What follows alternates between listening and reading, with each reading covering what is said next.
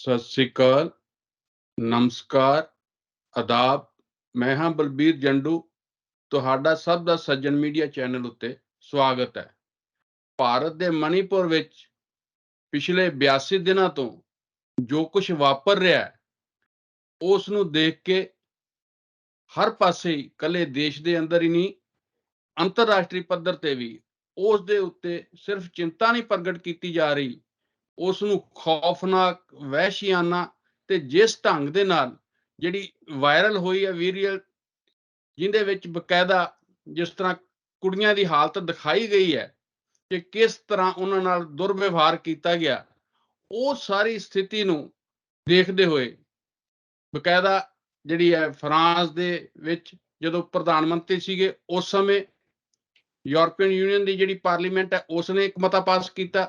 ਇਸ ਤਰ੍ਹਾਂ ਹੀ ਇੰਗਲੈਂਡ ਦੇ ਵਿੱਚ ਵੀ ਬਕਾਇਦਾ ਜਿਹੜੀ ਹੈ ਹਾਊਸ ਆਫ ਕਾਮਨ ਦੇ ਵਿੱਚ ਜਿਹੜੇ ਵਿਸ਼ੇਸ਼ ਦੂਤ ਹੈ ਪ੍ਰਧਾਨ ਮੰਤਰੀ ਦੇ ਉੱਥੇ, ਉਹਨਾਂ ਨੇ ਇਸ ਨੂੰ ਬੜਾ ਯੋਜਨਾਬੱਧ ਤਰੀਕੇ ਨਾਲ ਕੀਤੀ ਗਈ ਕਾਰਵਾਈ ਕਰਾਰ ਦਿੱਤਾ ਤੇ ਅਮਰੀਕਾ ਨੇ ਉਹਨਾਂ ਨੇ ਇਸ ਨੂੰ ਬਕਾਇਦਾ ਵਾਈਟ ਹਾਊਸ ਦੇ ਜਿਹੜੇ ਬੁਲਾਰੇ ਆ ਇਸ ਘਟਨਾ ਨੂੰ ਵਹਿਸ਼ੀਆਨਾ ਤੇ ਖੌਫਨਾਕ ਕਰਾਰ ਦਿੱਤਾ ਤੇ ਉੱਥੋਂ ਦਾ ਜਿਹੜਾ ਰਾਜਦੂਤ ਹੈ ਭਾਰਤ ਦੇ ਵਿੱਚ ਅਮਰੀਕਾ ਦਾ, ਉਸਨੇ ਤਾਂ ਇਹਨੂੰ ਸਿਰਫ ਇੱਥੋਂ ਤੱਕ ਨਹੀਂ, ਉਹ ਕਹਿੰਦਾ ਕਿ ਮਨੁੱਖੀ ਅਧਿਕਾਰਾਂ ਦਾ ਮਾਮਲਾ ਹੈ ਤੇ ਇਹ ਸਿਰਫ ਹਿੰਦੁਸਤਾਨ ਦਾ, ਭਾਰਤ ਦਾ ਅੰਦਰੂਨੀ ਮਸਲਾ ਨਹੀਂ ਹੈ, ਇਹ ਅੰਤਰਰਾਸ਼ਟਰੀ ਮਸਲਾ ਹੈ ਕਿਉਂਕਿ ਇੱਥੇ ਮਨੁੱਖੀ ਅਧਿਕਾਰਾਂ ਦਾ ਸਵਾਲ ਹੈ। ਇਹ ਸਾਰੀਆਂ ਗੱਲਾਂ ਜਿਹੜੀਆਂ ਵਾਪਰ ਰਹੀਆਂ ਤੇ ਇਸ ਤੋਂ ਇਲਾਵਾ ਦੇਸ਼ ਦੇ ਵਿੱਚ ਹਰ ਜਿਹੜਾ ਇਨਸਾਨ ਹੈ, ਲੋਕ ਨੇ, ਉਹ ਇਹ ਦੇਖ ਕੇ ਦੁਖੀ ਨੇ ਜੋ ਕੁਝ ਉੱਥੇ ਵਾਪਰ ਰਿਹਾ, ਉੱਥੋਂ ਦਾ ਜਿਹੜਾ ਦਰਦ ਹੈ, ਉੱਥੋਂ ਦੀ ਜਿਹੜੀ ਪੀੜਾ ਹੈ, ਉਸ ਨੂੰ ਮਹਿਸੂਸ ਕਰ ਰਿਹਾ, ਉਸ ਬਾਰੇ ਚਰਚਾ ਕਰ ਰਿਹਾ, ਗੱਲਬਾਤ ਕਰ ਰਿਹਾ, ਪਰ ਸਰਕਾਰ ਇਸ ਦੇ ਉੱਤੇ ਚੁੱਪ ਵੱਟੀ ਬੈਠੀ ਹੈ। ਰਾਸ਼ਟਰਪਤੀ ਜਿਹੜੇ ਕਿ ਆਪ ਵੀ ਆਦੀਵਾਸੀ ਭਾਈਚਾਰੇ ਚੋਂ ਨੇ, ਉਹਨਾਂ ਵੱਲੋਂ ਵੀ ਇਸ ਤੇ ਕੋਈ ਬਿਆਨ ਨਹੀਂ ਆਇਆ, ਕੁਝ ਨਹੀਂ ਕਿਹਾ ਗਿਆ। ਇਸ ਤਰ੍ਹਾਂ ਹੀ ਕੈਬਨਿਟ ਦੇ ਵਿੱਚ 11 ਦੇ ਕਰੀਬ ਮਹਿਲਾ ਮੰਤਰੀ ਨੇ, ਉਹਨਾਂ ਵੱਲੋਂ ਕੁਝ ਨਹੀਂ ਕਿਹਾ ਗਿਆ। ਔਰ ਇਸ ਤਰ੍ਹਾਂ ਹੀ ਜਿਹੜੇ ਮਣੀਪੁਰ ਦੇ ਮੁੱਖ ਮੰਤਰੀ ਹੈ ਬੀਰੇਨ ਸਿੰਘ, ਉਹ ਵੀ ਚੁੱਪ ਨੇ, ਪਰ ਉੱਥੋਂ ਦੀ ਰਾਜਪਾਲ ਨੇ ਇਹ ਗੱਲ ਜ਼ਰੂਰ ਕਹੀ ਹੈ ਕਿ ਇਹ ਨਹੀਂ ਹੈ ਕਿ ਸਰਕਾਰ ਨੂੰ ਪਤਾ ਨਹੀਂ ਕਿ 3-4 ਮਈ ਤੋਂ ਜਦੋਂ ਤੋਂ ਇਹ ਸਾਰਾ ਕੁਝ ਵਾਪਰ ਰਿਹਾ ਉੱਥੇ, ਉਸ ਦਿਨ ਤੋਂ ਮੈਂ ਪੀਐਮਓ ਨੂੰ ਰਿਪੋਰਟਾਂ ਭੇਜੀਆਂ, ਰਾਸ਼ਟਰਪਤੀ ਨੂੰ ਰਿਪੋਰਟਾਂ ਭੇਜੀਆਂ, ਇਹ ਸਾਰੀ ਗੱਲ ਆ ਰਹੀ ਹੈ। ਤੇ ਉਸ ਦੇ ਇਲਾਵਾ ਜਿੱਦਣ ਰਾਹੁਲ ਗਾਂਧੀ ਹੋਣੀ ਉਸ ਰਾਜ ਦਾ ਦੌਰਾ ਕਰਨ ਗਏ, ਉਸ ਸਮੇਂ ਉਸ ਤੋਂ ਬਾਅਦ ਬਕਾਇਦਾ ਜਿਹੜਾ ਉੱਥੋਂ ਦਾ ਮੁੱਖ ਮੰਤਰੀ ਅਸਤੀਫਾ ਦੇਣ ਲਈ ਜਾਂਦਾ, ਪਰ ਉੱਥੇ ਜਿਹੜੀਆਂ ਔਰਤਾਂ ਜਿਹੜੀਆਂ ਉਹਨਾਂ ਦੀ ਪਾਰਟੀ ਦੀਆਂ, ਉਹ ਉਹਦੇ ਤੋਂ ਜਾ ਕੇ ਅਸਤੀਫਾ ਖਿੱਚ ਕੇ ਉਹਦੇ ਹੱਥੋਂ ਪਾੜ ਦਿੰਦੀਆਂ। ਸੋ ਇਹ ਸਾਰੀ ਸਥਿਤੀ, ਤੇ ਅੱਜ ਜਦੋਂ ਕਿ ਪਾਰਲੀਮੈਂਟ ਦੇ ਵਿੱਚ ਸਾਰੀਆਂ ਵਿਰੋਧੀ ਪਾਰਟੀਆਂ ਜਿਹੜੀਆਂ 24 ਦੇ ਕਰੀਬ ਨੇ, ਉਹਨਾਂ ਨੇ ਬਕਾਇਦਾ ਪਾਰਲੀਮੈਂਟ ਦੇ ਸਾਹਮਣੇ ਧਰਨਾ ਵੀ ਦਿੱਤਾ, ਡੈਮੋਨਸਟ੍ਰੇਸ਼ਨ ਕੀਤਾ ਤੇ ਮੰਗ ਕਰ ਰਹੀਆਂ ਕਿ ਪ੍ਰਧਾਨ ਮੰਤਰੀ ਪਾਰਲੀਮੈਂਟ ਦੇ ਅੰਦਰ ਆ ਕੇ, ਲੋਕ ਸਭਾ 'ਚ ਆ ਕੇ ਇਸ ਦੇ ਬਾਰੇ ਆਪਣਾ ਬਿਆਨ ਦੇਣ। ਤੇ ਦੂਸਰੇ ਪਾਸੇ ਰਾਜ ਸਭਾ 'ਚ ਜਦੋਂ ਗੱਲਬਾਤ ਸ਼ੁਰੂ ਹੋਈ ਤਾਂ ਵਿਰੋਧੀ ਧਿਰਾਂ ਨੇ ਜਦੋਂ ਇਸ ਦੇ ਉੱਤੇ ਬਹਿਸ ਦੀ ਮੰਗ ਕੀਤੀ ਤਾਂ ਉੱਥੋਂ ਆਮ ਆਦਮੀ ਪਾਰਟੀ ਦੇ ਜਿਹੜੇ ਰਾਜ ਸਭਾ ਮੈਂਬਰ ਸੰਜੇ ਸਿੰਘ ਸੀ, ਉਹਨਾਂ ਨੂੰ ਪੂਰੇ ਦੇ ਪੂਰੇ ਸੈਸ਼ਨ ਦੇ ਲਈ ਸੈਸ਼ਨ 'ਚੋਂ ਮੁਅੱਤਲ ਕਰ ਦਿੱਤਾ ਗਿਆ। ਸੋ ਇਹ ਜਿਹੜੀ ਸਾਰੀ ਸਥਿਤੀ ਬਣੀ ਹੈ ਅੱਜ ਤੱਕ ਦੀ, ਇਸ ਦੇ ਉੱਤੇ ਅਸੀਂ ਚਰਚਾ ਕਰਾਂਗੇ। ਇਸ ਚਰਚਾ ਦੇ ਲਈ ਸਾਡੇ ਨਾਲ ਅੱਜ ਜੁੜੇ ਨੇ ਸਾਡੇ ਵਿਸ਼ੇਸ਼ ਮਹਿਮਾਨ, ਸੀਨੀਅਰ ਪੱਤਰਕਾਰ ਜਸਪਾਲ ਸਿੰਘ ਸਿੱਧੂ ਜੀ, ਜਿਹੜੇ ਕਿ ਬਕਾਇਦਾ ਕੌਮੀ ਰਾਜਨੀਤੀ ਦੇ ਉੱਤੇ ਆਪਣੀ ਇੱਕ ਨਜ਼ਰ ਰੱਖਦੇ ਆ, ਉਹਨਾਂ ਦਾ ਉਹਦੇ ਬਾਰੇ ਇੱਕ ਆਪਣਾ ਨਜ਼ਰੀਆ, ਆਪਣੀ ਇੱਕ ਸੋਚ ਹੈ। ਇਸ ਤਰ੍ਹਾਂ ਹੀ ਸਾਡੇ ਦੂਸਰੇ ਵਿਸ਼ੇਸ਼ ਮਹਿਮਾਨ ਨੇ ਉੱਘੇ ਬੁੱਧੀਜੀਵੀ, ਉੱਘੇ ਵਿਦਵਾਨ, ਉੱਘੇ ਚਿੰਤਕ ਸਤਨਾਮ ਚਾਨਾ ਜੀ, ਉਹ ਵੀ ਕੌਮੀ ਰਾਜਨੀਤੀ ਦੇ ਵਿੱਚ ਕੀ ਕੁਝ ਵਾਪਰ ਰਿਹਾ ਔਰ ਉਹ ਕਿਸ ਦਿਸ਼ਾ ਵਿੱਚ ਜਾ ਰਹੀ ਹੈ ਔਰ ਜਿਹੜੀਆਂ ਘਟਨਾਵਾਂ ਵਾਪਰਦੀਆਂ ਉਹਦੇ ਕੀ ਪ੍ਰਭਾਵ ਪੈ ਰਿਹਾ, ਉਸ ਦੇ ਉੱਤੇ ਉਹਨਾਂ ਦੀ ਇੱਕ ਆਪਣੀ ਰਾਏ ਹੈ। ਅਸੀਂ ਆਪਣੇ ਦੋਨਾਂ ਮਹਿਮਾਨਾਂ ਤੋਂ ਇਹ ਜਾਣਨ ਦਾ ਯਤਨ ਕਰਾਂਗੇ ਕਿ ਇਹ ਜਿਹੜੀ ਸਥਿਤੀ ਬਣੀ ਹੈ, ਇਸ ਦਾ ਦੇਸ਼ ਦੇ ਵਿੱਚ ਤੇ ਉੱਤਰ ਪੂਰਬ ਦੇ ਦੂਸਰੇ ਰਾਜਾਂ ਦੇ ਵਿੱਚ ਕੀ ਅਸਰ ਪੈ ਰਿਹਾ। ਸਿੱਧੂ ਸਾਹਿਬ, ਚਾਨਾ ਜੀ, ਤੁਹਾਡਾ ਸਵਾਗਤ ਹੈ ਪ੍ਰੋਗਰਾਮ 'ਚ। ਧੰਨਵਾਦ ਜੀ, ਸ਼ੁਕਰੀਆ ਜੀ ਜੰਡੂ ਸਾਹਿਬ, ਥੈਂਕ ਯੂ ਵੈਰੀ ਮਚ। ਚਾਨਾ ਜੀ, ਜਿਹੜੀ ਇਹ ਸਥਿਤੀ ਸਾਰੀ ਬਣੀ ਹੈ ਮਣੀਪੁਰ 'ਚ, ਜੋ ਕੁਛ ਵਾਪਰ ਰਿਹਾ ਹੈ ਤੇ ਹੁਣ ਤੱਕ ਸਰਕਾਰ ਉਸ ਬਾਰੇ ਚੁੱਪ ਹੈ ਤੇ ਵਿਰੋਧੀ ਧਿਰ ਲਗਾਤਾਰ ਮੰਗ ਕਰ ਰਹੇ ਕਿ ਪ੍ਰਧਾਨ ਮੰਤਰੀ ਪਾਰਲੀਮੈਂਟ 'ਚ ਆ ਕੇ ਬਿਆਨ ਦੇਵੇ। ਇਹ ਸਾਰੀ ਜਿਹੜੀ ਸਥਿਤੀ ਹੈ, ਇਸ ਦੇ ਬਾਰੇ ਤੁਸੀਂ ਕੀ ਸੋਚਦੇ ਹੋ? ਤੁਹਾਡੀ ਕੀ ਰਾਏ ਹੈ? ਜੰਡੂ ਸਾਹਿਬ, ਗੱਲ ਏਦਾਂ ਕਿ ਜਦੋਂ ਤੁਸੀਂ ਕਿਹਾ ਹੀ ਸੀ ਕਿ ਇਹਦੇ ਤੇ ਗੱਲਬਾਤ ਕਰਾਂਗੇ, ਲੱਗਦਾ ਹੈ ਕਿ ਹਾਂ ਕਰ ਹੋ ਗਈ, ਮਨ ਉੱਠਦਾ ਨਹੀਂ ਹੈ ਕੁਛ ਗੱਲ ਨੂੰ ਡਿਸਕਸ ਕਰਨ ਦੇ ਲਈ। ਇੰਨਾ ਕੁਛ ਭਿਆਨਕ ਤੇ ਖੌਫਨਾਕ ਉੱਥੇ ਵਾਪਰਿਆ ਔਰ ਅਨੈਤਿਕਤਾ ਦੀ ਜਾਣੀ ਸਿਖਰ ਹੋ ਗਈ ਆ। ਜੋ ਸੀਨ ਸਾਹਮਣੇ ਆ ਰਿਹਾ ਹੈ ਉਹੀ ਨਹੀਂ ਵੀਡੀਓ, ਉਹ ਤੋਂ ਬਾਅਦ ਕੁਝ ਹੋਰ ਵੀਡੀਓਜ਼ ਵੀ ਜਿਹੜੀਆਂ ਨਾ ਆਪਣੇ ਤੱਕ ਪਹੁੰਚੀਆਂ ਆ। ਇੰਨਾ ਹਾਲਾਤ ਖਰਾਬ ਹੋ ਗਏ ਆ ਕਿ ਦਿਲ ਜਿਹੜਾ ਨਾ ਉਹ ਬਹੁਤ ਖਰਾਬ ਹੋਇਆ ਪਿਆ ਕਿ ਹੁਣ ਕੋਈ ਕਹਿਣ ਵਾਲੀ ਜਿਹੜੀ ਗੱਲ ਰਹਿ ਨਹੀਂ ਗਈ। ਜਾਣੀ ਕੋਈ ਸੰਸਥਾ, ਕੋਈ ਲੀਡਰ, ਕੋਈ ਔਰਤਾਂ ਦੀ ਆਰਗੇਨਾਈਜੇਸ਼ਨ ਕੋਈ ਕਹੇ ਤਾਂ ਕਿਹਾ ਜਾ ਸਕਦਾ ਕਿ ਹੋ ਸਕਦਾ ਜੀ ਕਿਉਂਕਿ ਵਿਰੋਧੀ ਧਿਰ ਆ ਤੇ ਇਹਦੇ 'ਚ ਕੋਈ ਰਲਾ ਕੀਤਾ ਹੋਣਾ।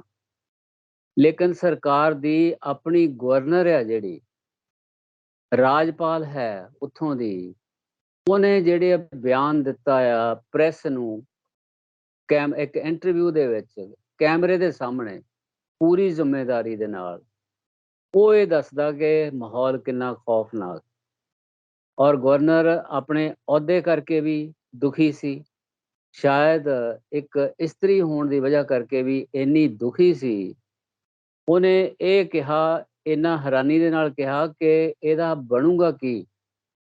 ਉਹ ਇਹ ਕਹਿੰਦੀ ਆ ਕਿ 5000 ਤਾਂ ਇਹ ਤਿੰਨ ਕੁ ਦਿਨ ਪੁਰਾਣੀ ਜਿਹੜੀ ਸ਼ਾਇਦ ਇੰਟਰਵਿਊ ਹੈਗੀ ਆ, ਜਿਹੜੀ ਆਪਣੇ ਕੋਲ ਪਹੁੰਚੀ ਆ, ਕਿ 5000 ਤੋਂ ਵੱਧ ਘਰ ਸਾੜ ਕੇ ਫੂਕ ਦਿੱਤੇ ਗਏ ਆ ਔਰ 60,000 ਲੋਕ ਜਿਹੜੇ ਉਜੜ ਕੇ ਕੈਂਪਾਂ 'ਚ ਬੈਠੇ ਆ। ਖੇਤੀ ਹੋ ਨਹੀਂ ਰਹੀ, ਲੋਕ ਖਾਣਗੇ ਕਿੱਥੋਂ? ਉਸ ਤੋਂ ਇਲਾਵਾ ਜੋ ਕੁਝ ਵਾਪਰਿਆ ਔਰ ਉਹਦੇ ਤੇ ਉਹਨੇ ਬੜੇ ਭਰਵੇਂ ਮਨ ਦੇ ਨਾਲ, ਜਾਣੀ ਇਹ ਇੱਕ ਔਥੈਂਟੀਕੇਟ ਕਰਨ ਵਾਲੀ ਜਿਹੜੀ ਆ, ਇਸ ਤੋਂ ਵੱਡਾ ਅਹੁਦੇ ਵਾਲਾ ਕੋਈ ਨਹੀਂ ਹੋ ਸਕਦਾ ਕਿ ਉਹਦੀ ਬੇਬਸੀ ਕਿੰਨੀ ਆ। ਜੇ ਗਵਰਨਰ ਚਾਹੇ ਤਾਂ ਸੰਵਿਧਾਨ ਇਹ ਕਹਿੰਦਾ ਆ ਕਿ ਉਹ ਇਸ ਹਾਲਾਤ ਨੂੰ ਦੇਖ ਕੇ ਸਿਫਾਰਿਸ਼ ਕਰ ਸਕਦਾ ਗਵਰਨਰ ਕਿ ਇਹ ਸਰਕਾਰ ਦੇ ਵੱਸ 'ਚ ਨਹੀਂ ਰਿਹਾ ਔਰ ਇਹ ਸਰਕਾਰ ਨੂੰ ਭੰਗ ਕਰਕੇ ਸੈਂਟਰ ਜਾਣੀ ਇੱਥੇ ਕੋਈ ਹੋਰ ਇੰਤਜ਼ਾਮ ਕੀਤਾ ਜਾਵੇ। ਉਹਦੀ ਬੇਬਸੀ ਆ ਕਿਉਂਕਿ ਉਹਨੂੰ ਲਾਇਆ ਵੀ ਇਹ ਸਰਕਾਰ ਨੇ ਹੀ ਹੋਇਆ। ਸੋ ਇਹ ਜਿਹੜੀ ਨਾ, ਇੱਕ ਤਾਂ ਇਹਦੀ ਆ ਕਿ ਜੋ ਕੁਛ ਵੀ ਉੱਥੋਂ ਆ ਰਿਹਾ ਉਹਦੀ ਤਾਈਦ ਹੋਈ ਆ ਇੱਕ ਬਹੁਤ ਵੱਡੇ ਅਹੁਦੇ ਤੇ ਬੈਠੇ ਹੋਏ ਅਧਿਕਾਰੀ ਦੇ ਵੱਲੋਂ, ਨੰਬਰ 1। ਨੰਬਰ 2 ਕਿ ਇਹ ਜਦੋਂ ਦੀ ਘਟਨਾ ਹੈ ਉਹ 3 ਤਰੀਕ ਨੂੰ ਵਾਪਰਦੀ ਆ ਜਾਂ 4 ਨੂੰ ਸਾਹਮਣੇ ਆਉਂਦੀ ਆ। ਉਸ ਤੋਂ ਬਾਅਦ ਉਹਦੀ ਰਿਪੋਰਟ ਵੀ ਕਰ ਦਿੱਤੀ ਜਾਂਦੀ ਆ। ਫਿਰ ਉਸ ਤੋਂ ਬਾਅਦ 18 ਨੂੰ FIR ਵੀ ਹੋ ਜਾਂਦੀ ਆ। ਉਸ FIR ਹੋਈ ਨੂੰ ਅੱਜ ਦੇ ਮਹੀਨੇ ਦੀ 18 ਤਰੀਕ ਨੂੰ ਪੂਰੇ 2 ਮਹੀਨੇ ਹੋ ਗਏ ਸੀ ਜੀ, ਔਰ 2 ਮਹੀਨਿਆਂ ਤੱਕ ਕੋਈ ਕਾਰਵਾਈ ਨਹੀਂ ਹੋਈ ਔਰ ਉਨੀ ਦੇਰ ਕੋਈ ਲੋਕਾਂ ਨੂੰ ਪਤਾ ਨਹੀਂ ਲੱਗਾ ਕਿਉਂਕਿ ਇੰਟਰਨੈਟ ਬੰਦ ਕੀਤਾ ਹੋਇਆ ਉਦੋਂ ਦਾ ਹੀ ਕਿ ਉੱਥੇ ਹੋ ਕੀ ਰਿਹਾ, ਜਿੰਨੀ ਦੇਰ ਇਹ ਵੀਡੀਓ ਵਾਇਰਲ ਨਹੀਂ ਹੋਈ। ਉਦੋਂ ਲੋਕਾਂ ਦੇ ਵਿੱਚ ਹਾਹਾਕਾਰ ਮੱਚੀ ਆ ਕਿ ਵੀ ਇਹ ਕੀ ਹੋ ਗਿਆ ਆ। ਜਾਣੀ 2 ਮਹੀਨੇ ਤੱਕ। ਇਸ ਦੌਰਾਨ ਹੀ ਪ੍ਰਧਾਨ ਮੰਤਰੀ ਜੀ ਬਾਹਰਲੇ ਦੇਸ਼ਾਂ ਦਾ ਜਿਹੜਾ ਨਾ ਉਹ ਦੌਰਾ ਕਰਕੇ ਆਏ ਆ। ਉੱਥੋਂ ਦੇ ਜਿਹੜੇ ਆ ਸਟੇਟ ਦੇ ਮੁਖੀਏ ਹੈਗੇ ਆ, ਉਹਨਾਂ ਦੇ ਨਾਲ ਬੜਾ ਹੇਲ ਮੇਲ ਤੇ ਜੱਫੀਆਂ ਪਾ ਕੇ ਮਿਲਦੇ ਵੀ ਰਹੇ। ਹਾਲਾਂਕਿ ਉੱਥੇ ਰਿਐਕਸ਼ਨ ਹੋਇਆ, ਯੂਰਪੀਅਨ ਪਾਰਲੀਮੈਂਟ ਦੇ ਵਿੱਚ ਵੀ ਹੋਇਆ। ਹੁਣ ਦੇਖਣ ਵਾਲੀ ਗੱਲ ਤਾਂ ਇਹ ਆ ਕਿ ਉਹ ਔਰਤਾਂ ਜਿਨ੍ਹਾਂ ਨੇ ਬਿਆਨ ਦਿੱਤਾ, ਜੋ ਅਖਬਾਰਾਂ 'ਚ ਛਪ ਗਿਆ, ਉਹਨਾਂ ਨਾਲ ਜੋ ਹੋਇਆ, ਉਹ 2 ਤਰ੍ਹਾਂ ਦੀ ਵਰਸ਼ਨ ਆਈ ਆ ਸਾਡੇ ਸਾਹਮਣੇ।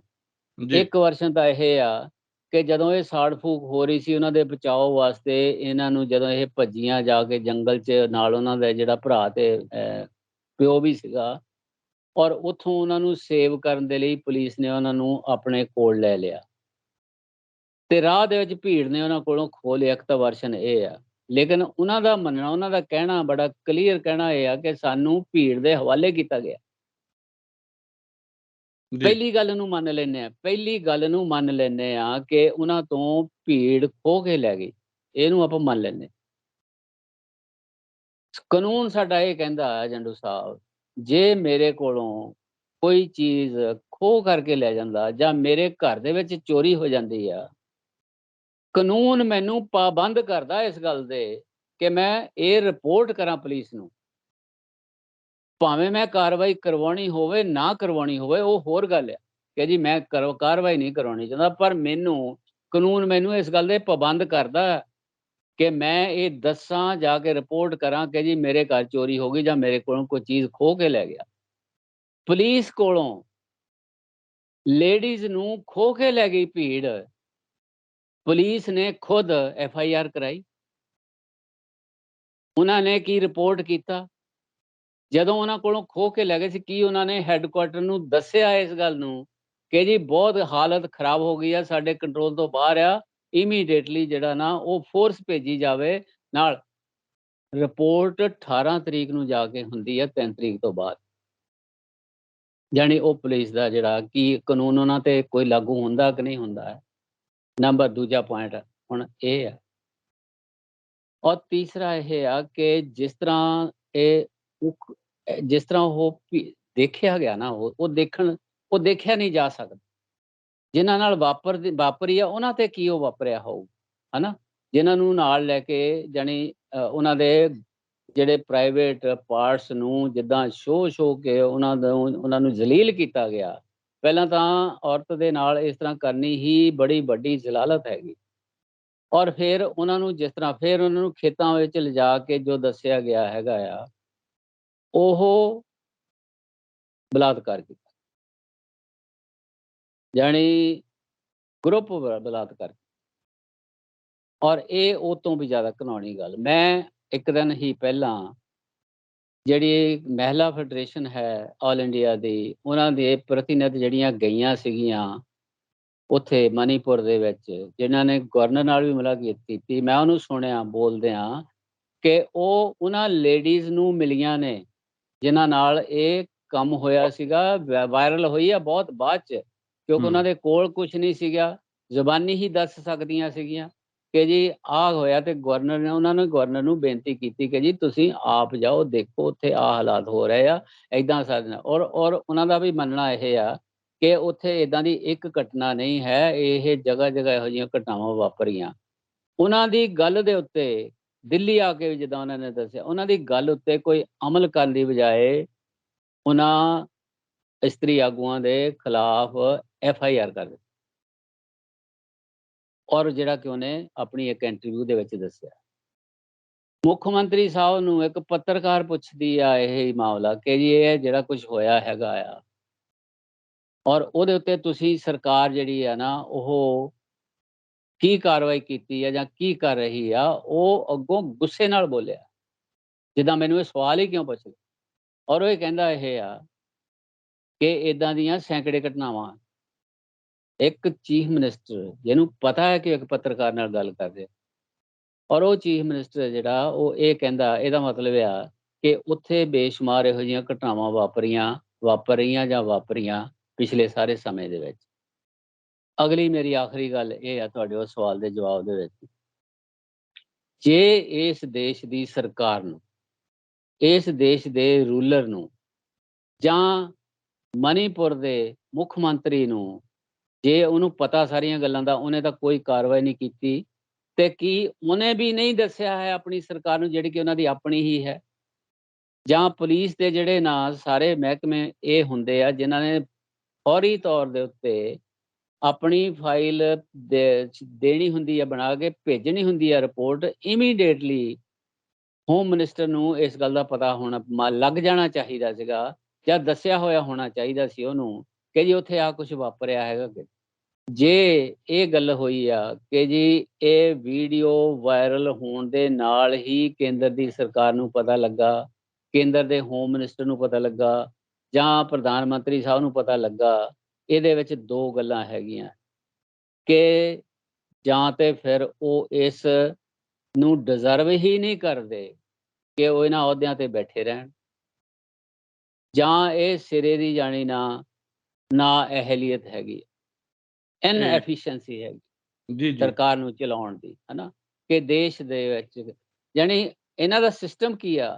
ਸਿੱਧੂ ਸਾਹਿਬ ਵੀ ਸਾਡੇ ਨਾਲ ਨੇ, ਇਹਨਾਂ ਨੂੰ ਪਤਾ ਆ ਕਿ ਪੁਲਿਸ ਇਮੀਡੀਏਟਲੀ ਰਿਪੋਰਟ ਕਰਦੀ ਉਦੋਂ ਹੀ, ਜਾਂ ਉਹਨਾਂ ਦਾ ਇੱਕ ਕਮਿਊਨੀਕੇਸ਼ਨ ਜਿਹੜੀ ਉਹਨਾਂ ਦਾ ਅੰਦਰੂਨੀ ਡਾਕ ਸਿਸਟਮ ਹੈਗਾ, ਉਹਦੇ ਰਾਹੀਂ ਤੁਰੰਤ ਪਤਾ ਲੱਗਦਾ, ਤੁਰੰਤ ਹਾਈ ਅਪਸ ਤੱਕ ਇਹੋ ਜਿਹੇ ਤਾਂ ਬਹੁਤ ਘਿਨਾਉਣੀ ਘਟਨਾ ਵਾਪਰੀ ਸੀ। ਸਿੱਧੂ ਸਾਹਿਬ ਨੂੰ ਨਾਲ ਜੋੜ ਇਹ ਲਈਏ। ਹੋਇਆ ਹੀ ਨਹੀਂ, ਇਹ ਹੋਇਆ ਹੀ ਨਹੀਂ ਹੈ, ਹਨਾ। ਸੋ ਇਸ ਕਰਕੇ ਮੈਂ ਇਹ 2-3 ਗੱਲਾਂ ਜਿਹੜੀਆਂ ਨਾ ਉਹ ਤੁਹਾਡੇ ਧਿਆਨ 'ਚ ਸ਼ੁਰੂ 'ਚ ਹੀ ਮੈਂ ਸੋਚਦਾ ਸੀ ਵੀ ਇਹਨਾਂ ਗੱਲਾਂ ਨੂੰ ਜਿਹੜਾ ਨਾ ਉਹ ਜ਼ਰੂਰ ਵਿਚਾਰਿਆ ਜਾਵੇ ਵੀ ਇਹ ਹੋ ਕੀ ਰਿਹਾ ਹੈ।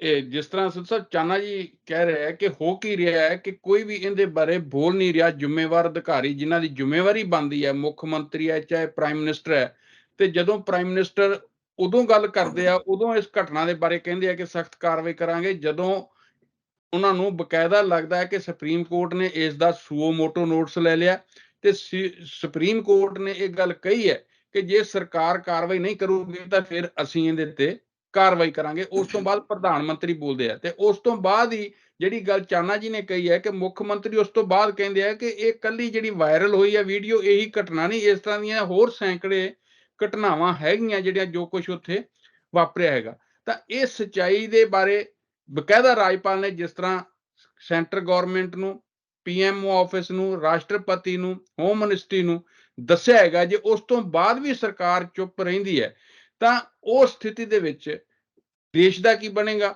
ਔਰ ਨਾਲ ਕਿ ਕੀ ਜਿਹੜੀ ਗੱਲ ਹਾਊਸ ਆਫ ਕਾਮਨਸ ਦੇ ਵਿੱਚ ਬਕਾਇਦਾ ਇੰਗਲੈਂਡ ਦੇ ਵਿੱਚ ਪ੍ਰਧਾਨ ਮੰਤਰੀ ਜਿਹੜਾ ਇੰਗਲੈਂਡ ਦਾ ਉਸ ਦੇ ਵਿਸ਼ੇਸ਼ ਦੂਤ ਨੇ ਕਹੀ ਹੈ ਕਿ ਕੀ ਇਹ ਸਾਰਾ ਕੁਝ ਯੋਜਨਾਬੱਧ ਹੈ ਤੇ ਇਹ ਚੁੱਪੀ ਵੀ ਯੋਜਨਾਬੱਧ ਹੈ। ਦੇਖੋ, ਚਾਨਾ ਜੀ ਨੇ ਕਿਹਾ ਵੀ ਇਹ ਇਨਐਫੀਸ਼ੀਐਂਸੀ ਹੈ, ਇਹ ਜਾਣ ਕੇ ਇਗਨੋਰ ਕਰਦੇ ਆ, ਲਾਅ ਨੂੰ ਨਹੀਂ ਦੇਖਦੇ, ਜਾਣ ਕੇ ਕਰਦੇ ਜਾਂ ਇਹਨਾਂ ਦੀ ਇਨਐਫੀਸ਼ੀਐਂਸੀ ਹੈ। ਦੇਖੋ, ਸਵਾਲ ਤਾਂ ਇਹ ਹੈ ਵੀ ਤੁਸੀਂ ਸੁੱਤੇ ਪਏ ਬੰਦੇ ਨੂੰ ਜਗਾ ਸਕਦੇ ਹੋ, ਜੇ ਜਾਗਦਾ ਪਿਆ ਹੋਵੇ ਉਹਨੂੰ, ਜੇ ਉਹ ਫਿਰ ਵੀ ਨਾ ਤੁਹਾਡੀ ਗੱਲ ਤੇ ਧਿਆਨ ਦੇਵੇ, ਕੀ ਕਰੋਗੇ। ਸਵਾਲ ਤਾਂ ਇਹ ਹੈ ਵੀ ਇਹ ਸਾਰੀ ਚੀਜ਼ ਕੈਲਕੂਲੇਟਡ ਤਰੀਕੇ ਨਾਲ ਕੀਤੀ ਗਈ ਹੈ ਤੇ ਕੈਲਕੂਲੇਟਡ ਤਰੀਕੇ ਨਾਲ ਪੋਲੀਟੀਕਲ ਮਾਈਲੇਜ ਲੈਣ ਲਈ ਕੀਤੀ ਹੈ। ਇਹਦੇ ਪਿੱਛੇ ਪੋਲਿਟਿਕਸ ਹੈ, ਉਹਨੂੰ ਕਰਾਊਡ ਦਾ ਰੂਪ, ਉਹਨੂੰ ਧਾਰਮਿਕ ਉਨਮਾਦ ਦਾ ਰੂਪ, ਉਹਨੂੰ ਧਾਰਮਿਕ ਲੈਵਲ ਤੇ ਜਿਹੜੀ ਆਹ ਸਾਰੀ ਗੁੰਡਾਗਰਦੀ ਹੈ ਇਸ ਨਾਲ ਜੋੜ ਦਿੱਤਾ ਜਾਂਦਾ। ਤੇ ਪਹਿਲਾਂ ਤਾਂ ਸਾਨੂੰ ਇਹ ਸਮਝਣਾ ਚਾਹੀਦਾ ਵੀ ਜਿਹੜਾ ਮਨੀਪੁਰ ਹੈ ਉਹਦੇ ਵਿੱਚ ਸ਼ਾਇਦ ਆਪਣੀ ਗੱਲ ਹੋਈ ਨਹੀਂ ਵੀ ਉਹਦੇ ਵਿੱਚ 54% ਜਿਹੜੀ ਪਾਪੂਲੇਸ਼ਨ ਹੈ ਉਹ ਮਤਈ ਹੈ, ਹਿੰਦੂ ਪਾਪੂਲੇਸ਼ਨ ਹੈ, ਉਹਨਾਂ ਦਾ ਹੀ ਰਾਜਾ ਰਿਹਾ। ਚਲੋ ਇਹ ਦੂਸਰੇ ਪਾਸੇ 24% ਪਾਪੂਲੇਸ਼ਨ ਹੈ ਉਹ ਨਾਗਾ ਪਾਪੂਲੇਸ਼ਨ ਹੈ ਤੇ 16% ਕੁੱਕੀ ਪਾਪੂਲੇਸ਼ਨ ਹੈ। ਇਹ ਦੋਨੋਂ ਪਾਪੂਲੇਸ਼ਨਾਂ ਜਿਹੜੀਆਂ ਤੁਸੀਂ ਦੇਖ ਲਓ 24 ਤੇ 40% ਬਣਦੀਆਂ ਇਹ ਈਸਾਈ ਹੈਗੇ। ਤੇ ਇਸ ਕਰਕੇ ਹਿੰਦੂ ਪਾਪੂਲੇਸ਼ਨ ਮੈਜੋਰਿਟੀ 'ਚ ਹੋਣ ਕਰਕੇ ਉਹਨਾਂ ਕੋਲੇ ਚੀਫ ਮਿਨਿਸਟਰੀ ਹੈ ਤੇ ਉਹਨਾਂ ਕੋਲੇ ਹੀ ਸਾਰਾ ਕੰਟਰੋਲ ਹੈ। ਤੇ ਇਹ ਧਾਰਮਿਕ ਲੈਵਲ ਦੀ ਰੰਗਤ ਦੇਣ ਦੀ ਗੱਲਬਾਤ ਆ, ਉਹ ਸਾਨੂੰ ਬਹੁਤ ਸੌਖੇ ਤਰੀਕੇ ਨਾਲ ਸਮਝ ਸਕਦੇ। ਇੱਥੇ ਤੁਹਾਡੀ ਗੱਲ 'ਚ ਐਡ ਕਰ ਦੇਣਾ ਚਾਹੁੰਦਾ ਹੈ ਕਿ ਜਿਹੜਾ ਡੀਜੀਪੀ ਸੀਗਾ ਉਹ ਕੁੱਕੀ ਭਾਈਚਾਰੇ 'ਚੋਂ ਸੀ, ਪਰ ਜਦੋਂ 3-4 ਮਈ ਦੀ ਘਟਨਾ ਵਾਪਰੀ ਉਸ ਨੂੰ ਉੱਥੋਂ ਹਟਾ ਦਿੱਤਾ ਗਿਆ ਡੀਜੀਪੀ ਨੂੰ। ਬਿਲਕੁਲ ਠੀਕ ਹੈ, ਬਿਲਕੁਲ ਠੀਕ ਹੈ। ਇਸੇ ਕਰਕੇ ਮੈਂ ਜੋੜਦਾ ਸਾਰੀ ਗੱਲ ਨਾਲ। ਦੇਖੋ, ਸਾਡੇ ਇਹ 2-3 ਅਸੀਂ ਰੀਸੈਂਟ ਹਿਸਟਰੀ ਦੇ ਵਿੱਚ, ਨੇੜੇ ਦੀ ਹਿਸਟਰੀ ਵਿੱਚ ਅਸੀਂ ਸਾਰੇ ਵਾਕਿਫ ਹਾਂ। ਇਹ 3 ਘਟਨਾਵਾਂ ਜਿਹੜੀਆਂ ਇਸੇ ਤਰੀਕੇ ਨਾਲ ਵਾਪਰੀਆਂ, ਸਾਨੂੰ ਯਾਦ ਰੱਖਣਾ ਚਾਹੀਦਾ। ਪਿੱਛੇ ਪੋਲਿਟਿਕਸ ਸੀ ਉਹਦੇ, ਤੇ ਬਾਕੀ ਧਰਮ ਨੂੰ ਕਿਵੇਂ ਵਰਤਿਆ, ਦਰਿੰਦਗੀ ਨਾਲ ਕਿਸ ਹਵਾਨੀਅਤ ਲੈਵਲ ਤੇ ਸਾਰੀ ਗੱਲ ਪਹੁੰਚਾ ਦਿੱਤੀ ਗਈ, ਉਹ ਅਸੀਂ 1947 ਦੇਖ ਸਕਦੇ ਹਾਂ। ਦੋਨਾਂ ਮੁਲਕਾਂ, ਦੋਨਾਂ ਪਾਰਟੀਆਂ ਦਾ ਜਾਂ ਦੋ ਧਿਰਾਂ ਦਾ ਆਪਸ ਵਿੱਚ ਦੀ ਕਿਸੇ ਵੀ ਲੈਵਲ ਉੱਤੇ ਪੋਲੀਟੀਕਲ ਐਡਜਸਟਮੈਂਟ ਇਸ ਦੇਸ਼ 'ਚ ਬੈਠ ਨਾ ਸਕੀ। ਦੋਨਾਂ ਨੇ ਵੱਧ ਤੋਂ ਵੱਧ ਇਲਾਕੇ, ਇੱਕ ਨੂੰ ਪਿੱਛੇ ਧੱਕਣਾ, ਦੂਜੇ ਨੇ ਵੱਧ ਤੋਂ ਵੱਧ ਇਲਾਕਾ ਲੈਣਾ।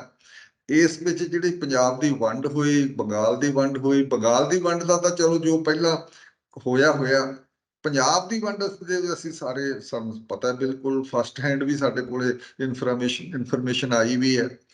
ਜਿਸ ਤਰੀਕੇ ਨਾਲ, ਜਿਸ ਹਵਾਨੀਅਤ ਨਾਲ, ਜਿਸ ਤਰੀਕੇ ਨਾਲ ਉਦੋਂ ਵੀ ਅੰਮ੍ਰਿਤਸਰ ਸ਼ਹਿਰ ਦੇ ਵਿੱਚ ਸਿੱਖਾਂ ਦੇ ਵੀ ਕੁਝ ਗੁੰਡਿਆਂ ਨੇ ਇਸੇ ਤਰੀਕੇ ਨਾਲ ਜਦੋਂ ਔਰਤਾਂ ਜਿਹੜੀਆਂ ਉਸ ਵੇਲੇ ਦੀ ਰਿਪੋਰਟ ਹੈ ਜਿਹੜੀ ਸਤੰਬਰ ਦੇ ਮਹੀਨੇ ਦੀ ਹੋਈ ਹੈ, ਉਸ ਰਿਪੋਰਟ ਦੇ ਵਿੱਚ ਸਾਰਾ ਕੁਝ ਹੈਗਾ ਵੀ ਇਹਨਾਂ ਨੇ ਨੰਗੀਆਂ ਕਰਕੇ ਔਰਤਾਂ ਇੱਥੇ ਬਹਾਲ ਬਾਜ਼ਾਰ ਤੋਰੀਆਂ। ਇਹਦੇ ਰਿਐਕਸ਼ਨ ਵਿੱਚ ਦੂਜੇ ਪਾਸੇ ਨੈਸ਼ਨਲ ਗਾਰਡ ਸੀ ਜਿਹੜੇ ਮੁਸਲਿਮ ਲੀਗ ਦੇ, ਉਹਨਾਂ ਨੇ ਫਿਰ ਉਧਰਲੇ ਇਲਾਕੇ ਵਿੱਚ ਕੋਹਾਟ, ਬੰਨੂ ਸਾਰੇ ਏਰੀਏ ਦੇ ਵਿੱਚ ਤੇ ਇੱਥੇ ਖਾਸ ਕਰਕੇ ਜਿਹੜਾ ਵੱਡਾ ਸ਼ਹਿਰ ਹੈ ਤੇ ਉੱਥੇ ਕੀਤਾ। ਇਹ ਦੋਨੋਂ ਪਾਸੇ ਉਦੋਂ ਵੀ ਹੋਈ, ਇੰਨੀ ਹਵਾਨੀਅਤ ਹੋਈ, ਕੋਈ ਸ਼ੱਕ ਵਾਲੀ ਗੱਲ ਨਹੀਂ। ਛੋਟੇ ਛੋਟੇ ਬੱਚਿਆਂ ਨੂੰ ਨੇਜਾਂ ਤੇ ਮਾਰਿਆ, ਸਾਰਾ ਕੁਝ ਕੀਤਾ ਤੇ ਘਰੋਂ ਕੱਢ ਕੇ ਗਰੀਬ ਬੰਦਿਆਂ ਨੂੰ ਮਾਰਿਆ। ਇਦੋਂ ਵੱਡੀ ਦਰਿੰਦਗੀ ਸਾਨੂੰ ਪਤਾ ਹੈ ਵੈਟਰਨਸ ਕੀ ਦਾ। ਦੂਜੀ ਦਰਿੰਦਗੀ ਸਾਡੇ ਨਵੰਬਰ 84 ਚ ਹੋਈ ਹੈ, ਬਿਲਕੁਲ ਇਸੇ ਪੈਟਰਨ ਤੇ ਸਾਰਾ ਕੁਝ ਹੋਇਆ। ਤੀਜੀ ਦਰਿੰਦਗੀ ਸਾਡੇ ਸਾਹਮਣੇ, ਇਹਦੇ ਪਿੱਛੇ ਵੀ ਪੋਲਿਟਿਕਸ ਸੀ। ਤੀਜੀ ਦਰਿੰਦਗੀ ਸਾਡੇ ਸਾਹਮਣੇ ਗੁਜਰਾਤ 2002 ਹੈ, ਗੋਧਰਾ ਕਾਂਡ ਵਿੱਚ ਬਿਲਕੁਲ ਕਲੀਅਰ ਹੈ ਵੀ ਕਿਸੇ ਨੇ ਨਾ ਤਾਂ ਬਾਹਰੋਂ ਕਿਤੇ ਗੱਡੀ ਦਾ ਡੱਬਾ, ਟ੍ਰੇਨ ਦਾ ਡੱਬਾ ਬਾਹਰੋਂ ਬੰਦ ਹੁੰਦਾ, ਅੰਦਰੋਂ ਹੀ ਅੱਗ ਲਾਈ। ਕਿਹਨੇ ਲਾਈ, ਕਿਹਨੇ ਲਵਾਈ, ਇਸ ਕਦੋਂ ਕਾਰ ਸੇਵ ਕਰ ਰਹੇ ਸੀ ਮੁਸਲਮਾਨ ਉੱਥੇ ਚਾਹ ਜਿਹੜੇ ਟੀ ਸਟਾਲ ਸੀ ਉਹਨਾਂ ਨੂੰ ਵਿਚਾਰਿਆਂ ਨੂੰ ਕੀ ਪਤਾ ਸੀ ਇਹ ਸਾਰਾ ਕੁਝ ਕਾਰ ਸੇਵਕ ਆਏ, ਕੌਣ ਆਏ, ਕੀ ਆਇਆ, ਉਹਨਾਂ ਦਾ ਕੰਸਰਨ ਨਹੀਂ ਸੀ। ਅੱਗ ਲੱਗੀ, ਅੱਗ ਲਵਾਈ, ਉਹਦੇ ਪਿੱਛੋਂ ਜੋ ਕੁਝ 2002 ਚ ਹੋਇਆ ਸਭ ਨੂੰ ਪਤਾ। ਉਹਦੇ ਪਿੱਛੇ ਵੀ ਹੁਣ ਤੱਕ ਜਿਹੜਾ ਮੋਦੀ ਤੇ ਇੱਥੋਂ ਤੱਕ ਪਹੁੰਚਣ ਦਾ ਸਾਰਾ ਦੌਰ ਉੱਥੋਂ ਹੀ ਸ਼ੁਰੂ ਹੁੰਦਾ।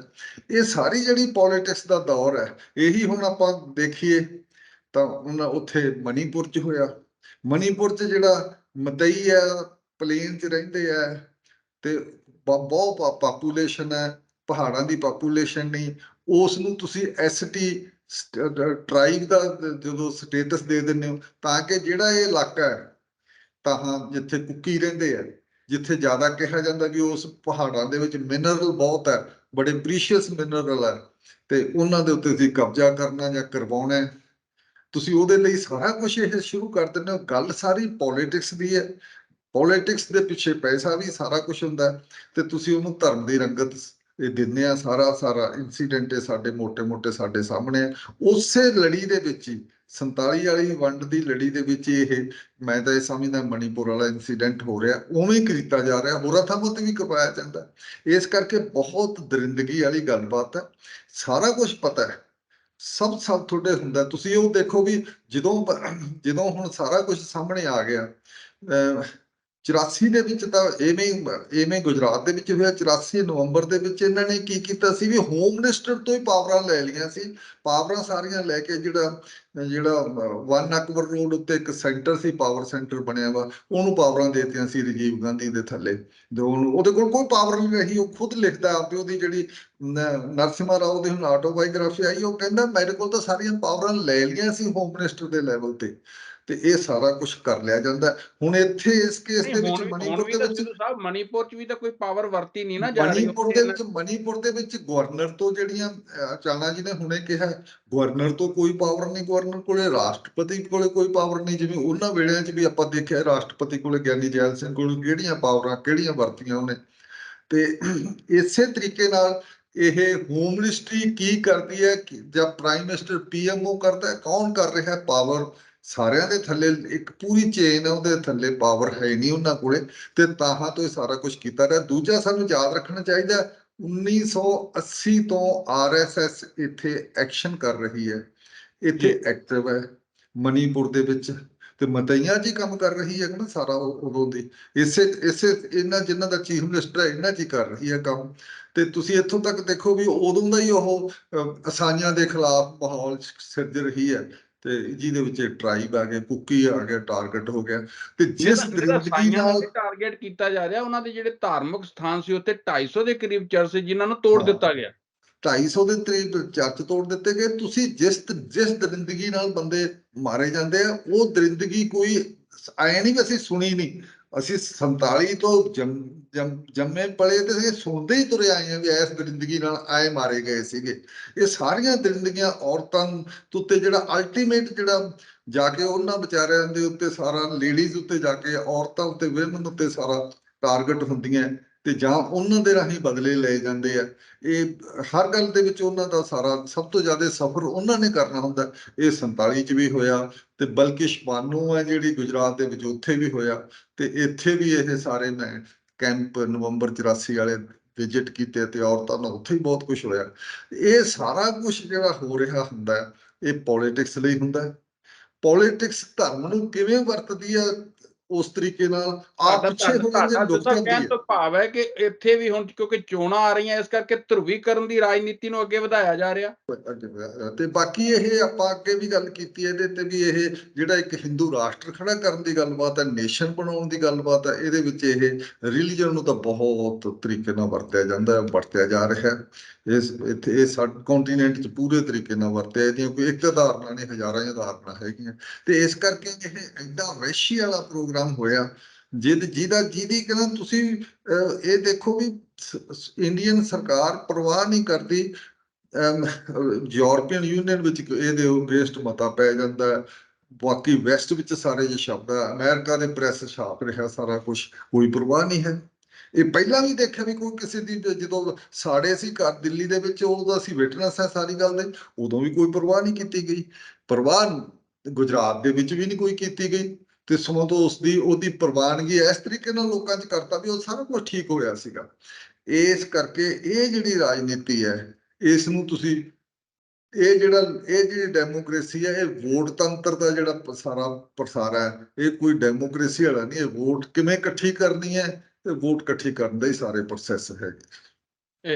ਚਾਹਨਾ ਜਿਸ ਤਰ੍ਹਾਂ ਸਿੱਧੂ ਸਾਹਿਬ ਨੇ ਕਿਹਾ ਕਿ ਇਹ ਸਾਰਾ ਕੁਝ ਵੋਟਾਂ ਖਾਤਰ, ਚੋਣਾਂ ਖਾਤਰ, ਜਿਸ ਤਰ੍ਹਾਂ ਧਰੁਵੀਕਰਨ, ਤੇ ਦੂਸਰਾ ਇਹ ਵੀ ਕਿਹਾ ਜਾ ਰਿਹਾ ਹੈ ਕਿ ਜਿਸ ਤਰ੍ਹਾਂ ਗੁਜਰਾਤ ਤੇ ਯੂਪੀ ਨੂੰ ਪ੍ਰਯੋਗਸ਼ਾਲਾ ਬਣਾਇਆ ਗਿਆ ਸੀ, ਇਸ ਤਰ੍ਹਾਂ ਹੀ ਨਾਰਥ ਈਸਟ ਦੇ ਵਿੱਚ ਮਣੀਪੁਰ ਨੂੰ ਜਿਹੜਾ ਪ੍ਰਯੋਗਸ਼ਾਲਾ ਬਣਾਇਆ ਗਿਆ, ਤੇ ਇਸ ਨੂੰ ਦੂਸਰੇ ਗੁਜਰਾਤ ਦਾ ਵੀ ਨਾਂ ਦਿੱਤਾ ਜਾ ਰਿਹਾ ਹੈ ਕਿ ਜੋ ਕੁਝ 2000 ਉੱਥੇ ਹੋਇਆ ਸੀਗਾ 1 'ਚ 2 'ਚ, ਉਹੀ ਕੁਝ 2023 'ਚ ਹੋ ਰਿਹਾ। ਤੇ ਉੱਥੇ ਉਦੋਂ ਮੁੱਖ ਮੰਤਰੀ ਨਰਿੰਦਰ ਮੋਦੀ ਸੀ, ਤੇ ਇਸ ਵੇਲੇ ਮੁੱਖ ਮੰਤਰੀ ਨੇ, ਪ੍ਰਧਾਨ ਮੰਤਰੀ ਜਿਹੜੇ ਨੇ ਉਹ ਨਰਿੰਦਰ ਮੋਦੀ ਨੇ। ਕਿ ਇਹ ਦੋਨੋਂ ਇਹੋ ਜਿਹੀਆਂ ਜਿਹੜੀਆਂ ਘਟਨਾਵਾਂ ਵਾਪਰੀਆਂ, ਉਹ ਇਹਨਾਂ ਦੇ ਜਦੋਂ ਇਹ ਰਾਜ ਭਾਗ ਤੇ ਕਾਬਲ ਸੀਗੇ, ਕੁਰਸੀ ਤੇ ਸੀਗੇ ਬੈਠੇ ਹੋਏ, ਉਸ ਸਮੇਂ ਹੀ ਹੋਇਆ। ਇੱਕ ਦੂਸਰਾ ਜਿਹੜੀ ਗੱਲ ਸਿੱਧੂ ਸਾਹਿਬ ਨੇ ਕਹੀ ਹੈ ਕਿ ਅਸੀਂ ਦੇਖਦੇ ਹਾਂ ਕਿ ਚਾਹੇ ਜੰਗ ਹੋਵੇ, ਚਾਹੇ ਦੰਗੇ ਹੋਣ, ਚਾਹੇ ਹਿੰਸਾ ਹੋਣ, ਤਾਂ ਉਸ ਦੀ ਸਭ ਤੋਂ ਵੱਧ ਮਾਰ ਜਿਹੜੀ ਆ ਔਰਤਾਂ ਤੇ ਬੱਚਿਆਂ ਤੇ ਪੈਂਦੀ ਹੈ। ਤਾਂ ਇਹ ਸਾਰੇ ਬਾਰੇ ਤੁਸੀਂ ਕੀ ਕਹਿਣਾ ਚਾਹੁੰਦੇ? ਇੱਕ ਤਾਂ ਜੰਡੂ ਸਾਹਿਬ ਜਿਹੜਾ ਇੱਥੋਂ ਸ਼ੁਰੂ ਕਰਦੇ ਆ ਕਿ ਪ੍ਰਧਾਨ ਮੰਤਰੀ ਜੀ ਜਦੋਂ ਆਏ ਆ ਤੇ ਵੀਡੀਓ ਵਾਇਰਲ ਹੋ ਗਈ, ਪਾਰਲੀਮੈਂਟ ਦਾ ਸੈਸ਼ਨ ਸ਼ੁਰੂ ਹੋਣ ਵਾਲਾ ਸੀ, ਉਹ ਰਿਐਕਸ਼ਨ ਜਿਹੜਾ ਨਾ ਉਹ ਨੋਟ ਕਰਨ ਵਾਲਾ ਜੀ। ਪ੍ਰਧਾਨ ਮੰਤਰੀ ਪਾਰਲੀਮੈਂਟ ਤੋਂ ਬਾਹਰ, ਅੰਦਰ ਨਹੀਂ ਬਾਹਰ, ਇਹ ਬਿਆਨ ਦਿੰਦੇ ਆ ਜਿਹੜਾ ਬੜਾ ਦੁੱਖ ਪ੍ਰਗਟ ਕਰਦੇ ਆ, ਬੜਾ ਗੁੱਸੇ ਦਾ ਇਜ਼ਹਾਰ ਕਰਦੇ ਆ, ਉਦੋਂ ਵੀ ਜਾਣੀ ਰੱਜ ਕੇ ਪੋਲੀਟਿਕਸ ਖੇਡੀ ਗਈ। ਜਿਹੜੀ ਘਟਨਾ ਵਾਪਰੀ ਆ ਉਹ ਤਾਂ ਚਲੀ ਗਈ ਪਿੱਛੇ, ਜਾਣੀ ਘਟਨਾ ਕਿਤੇ ਵਾਪਰਦੀ ਆ, ਮੱਤਾਂ ਕਿਸੇ ਹੋਰ ਨੂੰ ਦਿੱਤੀਆਂ ਜਾ ਰਹੀਆਂ, ਜਾਣੀ ਕਿਸੇ ਹੋਰ ਸਟੇਟ ਨੂੰ ਵਿੱਚ ਲਿਆ ਕੇ, ਕਿ ਮੁੱਖ ਮੰਤਰੀਆਂ ਨੂੰ ਸਾਰਿਆਂ ਨੂੰ ਕਿਹਾ ਜਾ ਰਿਹਾ ਕਿ ਆਪਣੀ ਆਪਣੀ ਸਟੇਟ ਦੇ ਵਿੱਚ ਜਿਹੜਾ ਨਾ ਤੁਸੀਂ ਸੰਭਲੋ, ਤੇ 3 ਸਟੇਟਾਂ ਦਾ ਨਾਂ ਲਿਆ ਜਾ ਰਿਹਾ ਜਿਹੜੀਆਂ ਕਿ ਵਿਰੋਧੀ ਧਿਰ ਦੇ ਕੋਲ ਹੈਗੀ। ਜਾਣੀ ਮਸਲਾ ਤਾਂ ਇਹ ਸੀਗਾ ਕਿ ਸੰਵੇਦਨਸ਼ੀਲਤਾ ਕਿੰਨੀ ਕੁ ਹੈਗੀ ਆ। ਇੱਕ ਵੀਡੀਓ ਵਾਇਰਲ ਹੋਈ ਜਿਹੜੀ ਲੋਕ ਦੇਖ ਕੇ ਤਰਾਹ ਕਰ ਉੱਠੇ ਆ, ਉਹਦੀ ਗੱਲ ਕਰਨ ਦੇ ਨਾਲ ਨਾਲ ਰਾਜਨੀਤੀ ਵੀ ਕੀਤੀ ਗਈ, ਨੰਬਰ 1।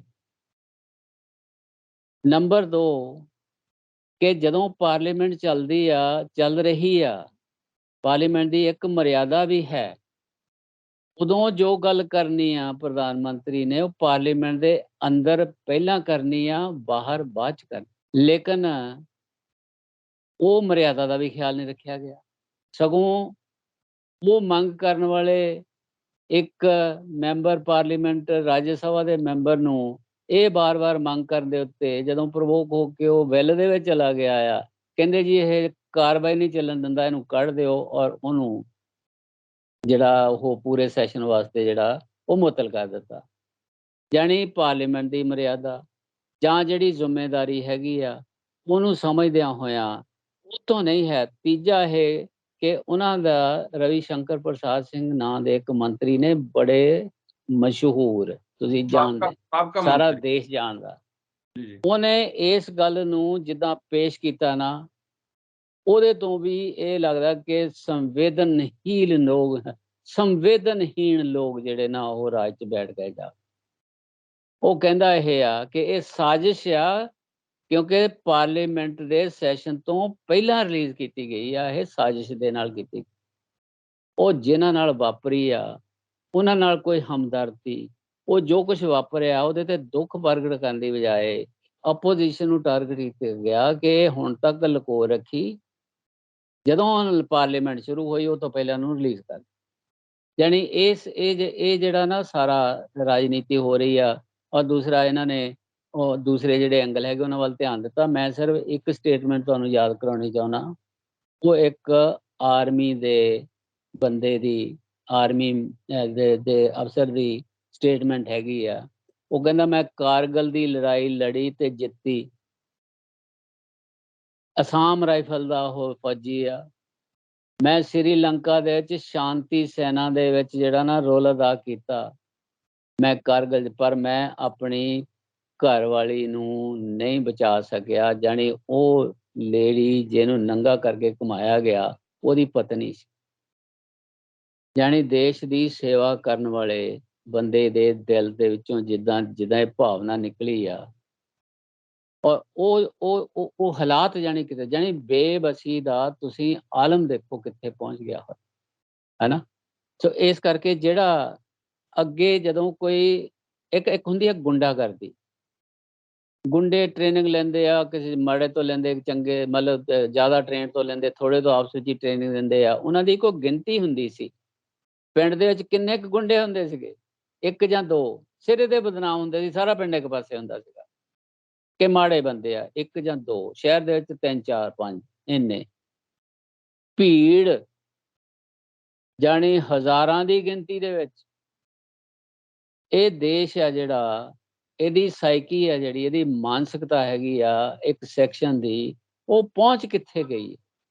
ਹੁਣ ਕੌਣ ਸੰਭੂਗਾ, ਹੈ ਨਾ। ਹੁਣ ਇਹ ਇੱਥੇ ਲੇਕਿਨ ਇਹ ਵਿਚਾਰਨ ਵਾਲੀ ਗੱਲ ਇਹ ਆ ਕਿ ਇਹ ਸਾਈਕੀ ਇੱਥੇ ਪਹੁੰਚੀ ਕਿਵੇਂ? ਤੁਸੀਂ ਕਿਹਾ ਆ ਕਿ ਵੀ ਉਹਨੂੰ ਪ੍ਰਯੋਗਸ਼ਾਲਾ ਦੇ ਤੌਰ ਤੇ ਮੈਂ ਇਹਨੂੰ ਹੋਰ ਤਰ੍ਹਾਂ ਮੇਰੇ ਸਮਝ 'ਚ ਆਉਂਦੀ ਹੈ ਗੱਲ ਜੀ ਕਿ ਪ੍ਰਯੋਗ ਇੱਕ ਕੀਤਾ ਗਿਆ, ਉਹ ਕਾਮਯਾਬ ਹੋ ਗਿਆ।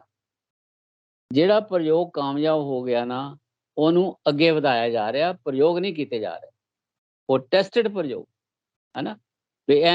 ਇਸ ਕਰਕੇ ਇਹ ਆ, ਕੋਈ ਕਿਸੇ ਦੇ ਉੱਤੇ ਤਕਲੀਫ ਨਹੀਂ ਮਹਿਸੂਸ ਕਰ ਰਿਹਾ। ਜਾਣੀ ਉਲਟਾ ਉਹਦੇ 'ਚ ਇਹ ਜਾਣੀ ਇਲਜ਼ਾਮ ਤਰਾਸ਼ੀ ਕੀਤੀ ਜਾ ਰਹੀ ਹੈ। ਮੈਂ ਜਾਣੀ ਦਿਲੋਂ ਇੰਨਾ ਜਾਣੀ ਪ੍ਰਸ਼ੰਸਕ ਹੈਗਾ ਟੈਲੀਗ੍ਰਾਫ ਅਖਬਾਰ ਦਾ। ਤੁਸੀਂ ਉਹ ਦੇਖਿਆ ਹੋਣਾ ਕਿ ਉਹਨਾਂ ਨੇ ਜਿੱਦਾਂ ਦੀ ਪ੍ਰੋਜੈਕਟ, ਜਾਣੀ ਇਹੋ ਜਿਹੇ ਦੇਸ਼ ਦੇ ਜਿੱਥੇ ਇਹੋ ਜਿਹਾ ਆਲਮ ਹੋਵੇ, ਇਹੋ ਜਿਹੀ ਸਰਕਾਰ ਹੋਵੇ, ਉਹਦੇ ਵਿੱਚ ਇੰਨੀ ਬਹਾਦਰੀ ਕਰਨੀ ਇਹ ਟੈਲੀਗ੍ਰਾਫ ਹੀ ਕਰ ਸਕਦਾ। ਇਹ ਚਾਨਾ ਜੀ ਵੈਸੇ ਵੀ ਕਿਸੇ ਅਖਬਾਰ 'ਚ ਇੰਨਾ ਇਨੋਵੇਟਿਵ ਜਿਹੜਾ ਪੇਜ ਹੈ, ਫਸਟ ਪੇਜ ਤੇ ਜਿਹਨੂੰ ਲੀਡ ਕਿਹਾ ਜਾਂਦਾ, ਉਸ ਨੂੰ ਇਸ ਢੰਗ ਨਾਲ ਪਹਿਲੀ ਵਾਰ ਬਣਿਆ ਦੇਖਿਆ ਸਭ ਨੇ। ਪਹਿਲੀ ਵਾਰੀ ਫਿਰ ਜਿੰਨੇ ਉਹਨਾਂ ਡੇਟਾ ਪਾ ਕੇ ਮਗਰਮੱਛ ਬਣਾਏ ਹੋਏ, ਕੋਈ ਜਾਣੀ ਉਹਨਾਂ ਤੇ ਅਸਰ ਨਹੀਂ ਹੈ। ਇਸ ਡੇਟ ਨੂੰ ਆ ਵਾਪਰਿਆ, ਇਸ ਨੂੰ ਆ ਵਾਪਰਿਆ। ਆਖਰਕਾਰ 74ਵੇਂ ਦਿਨ ਜਾ ਕੇ ਜਾਂ 78ਵੇਂ ਦਿਨ ਜਾ ਕੇ 79 ਦੇ ਤੇ ਫਿਰ ਉਹ ਮਗਰਮੱਛ ਬਣਾਇਆ ਹੋਇਆ ਵੱਡਾ ਸਾਰਾ, ਉਹ ਅਥਰੂ ਜਾਣੀ ਉਹਦੇ ਨਿਕਲਦੇ ਆ। ਉਹ ਲਾਈਨ ਕੀ ਲਿਖੀ ਹੈਗੀ ਆ?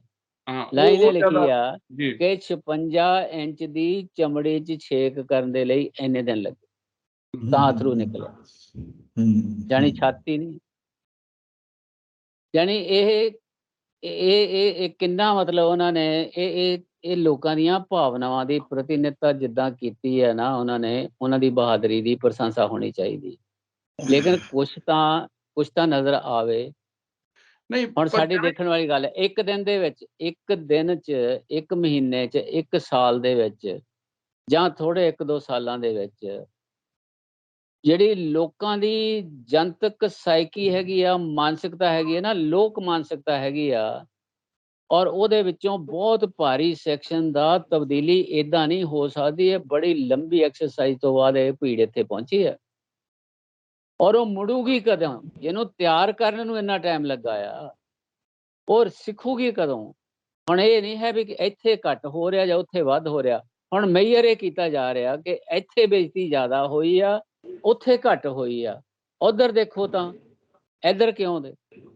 ਹੁਣ ਜਿਹੜਾ ਇਹ ਕਿਹਾ ਜਾ ਰਿਹਾ ਕਿ ਸਾਜ਼ਿਸ਼ ਦੇ ਤੌਰ ਤੇ, ਇਹਦਾ ਮਾਇਨਾ ਇਹ ਸੀ ਬਈ ਇਹ ਜਿਹੜੀ ਲੀਕ ਕੀਤੀ ਗਈ ਹੈ ਨਾ ਵੀਡੀਓ, ਵੀ ਅਸੀਂ ਤਾਂ ਲੋਕਾਂ ਨੂੰ ਪਤਾ ਹੀ ਨਹੀਂ ਲੱਗਣ ਦੇਣਾ ਸੀਗਾ। ਸਾਜ਼ਿਸ਼ ਇਹ ਆ ਕਿ ਲੋਕਾਂ ਨੂੰ ਦੱਸ ਦਿੱਤਾ ਇਹ ਸਾਜ਼ਿਸ਼ ਆ।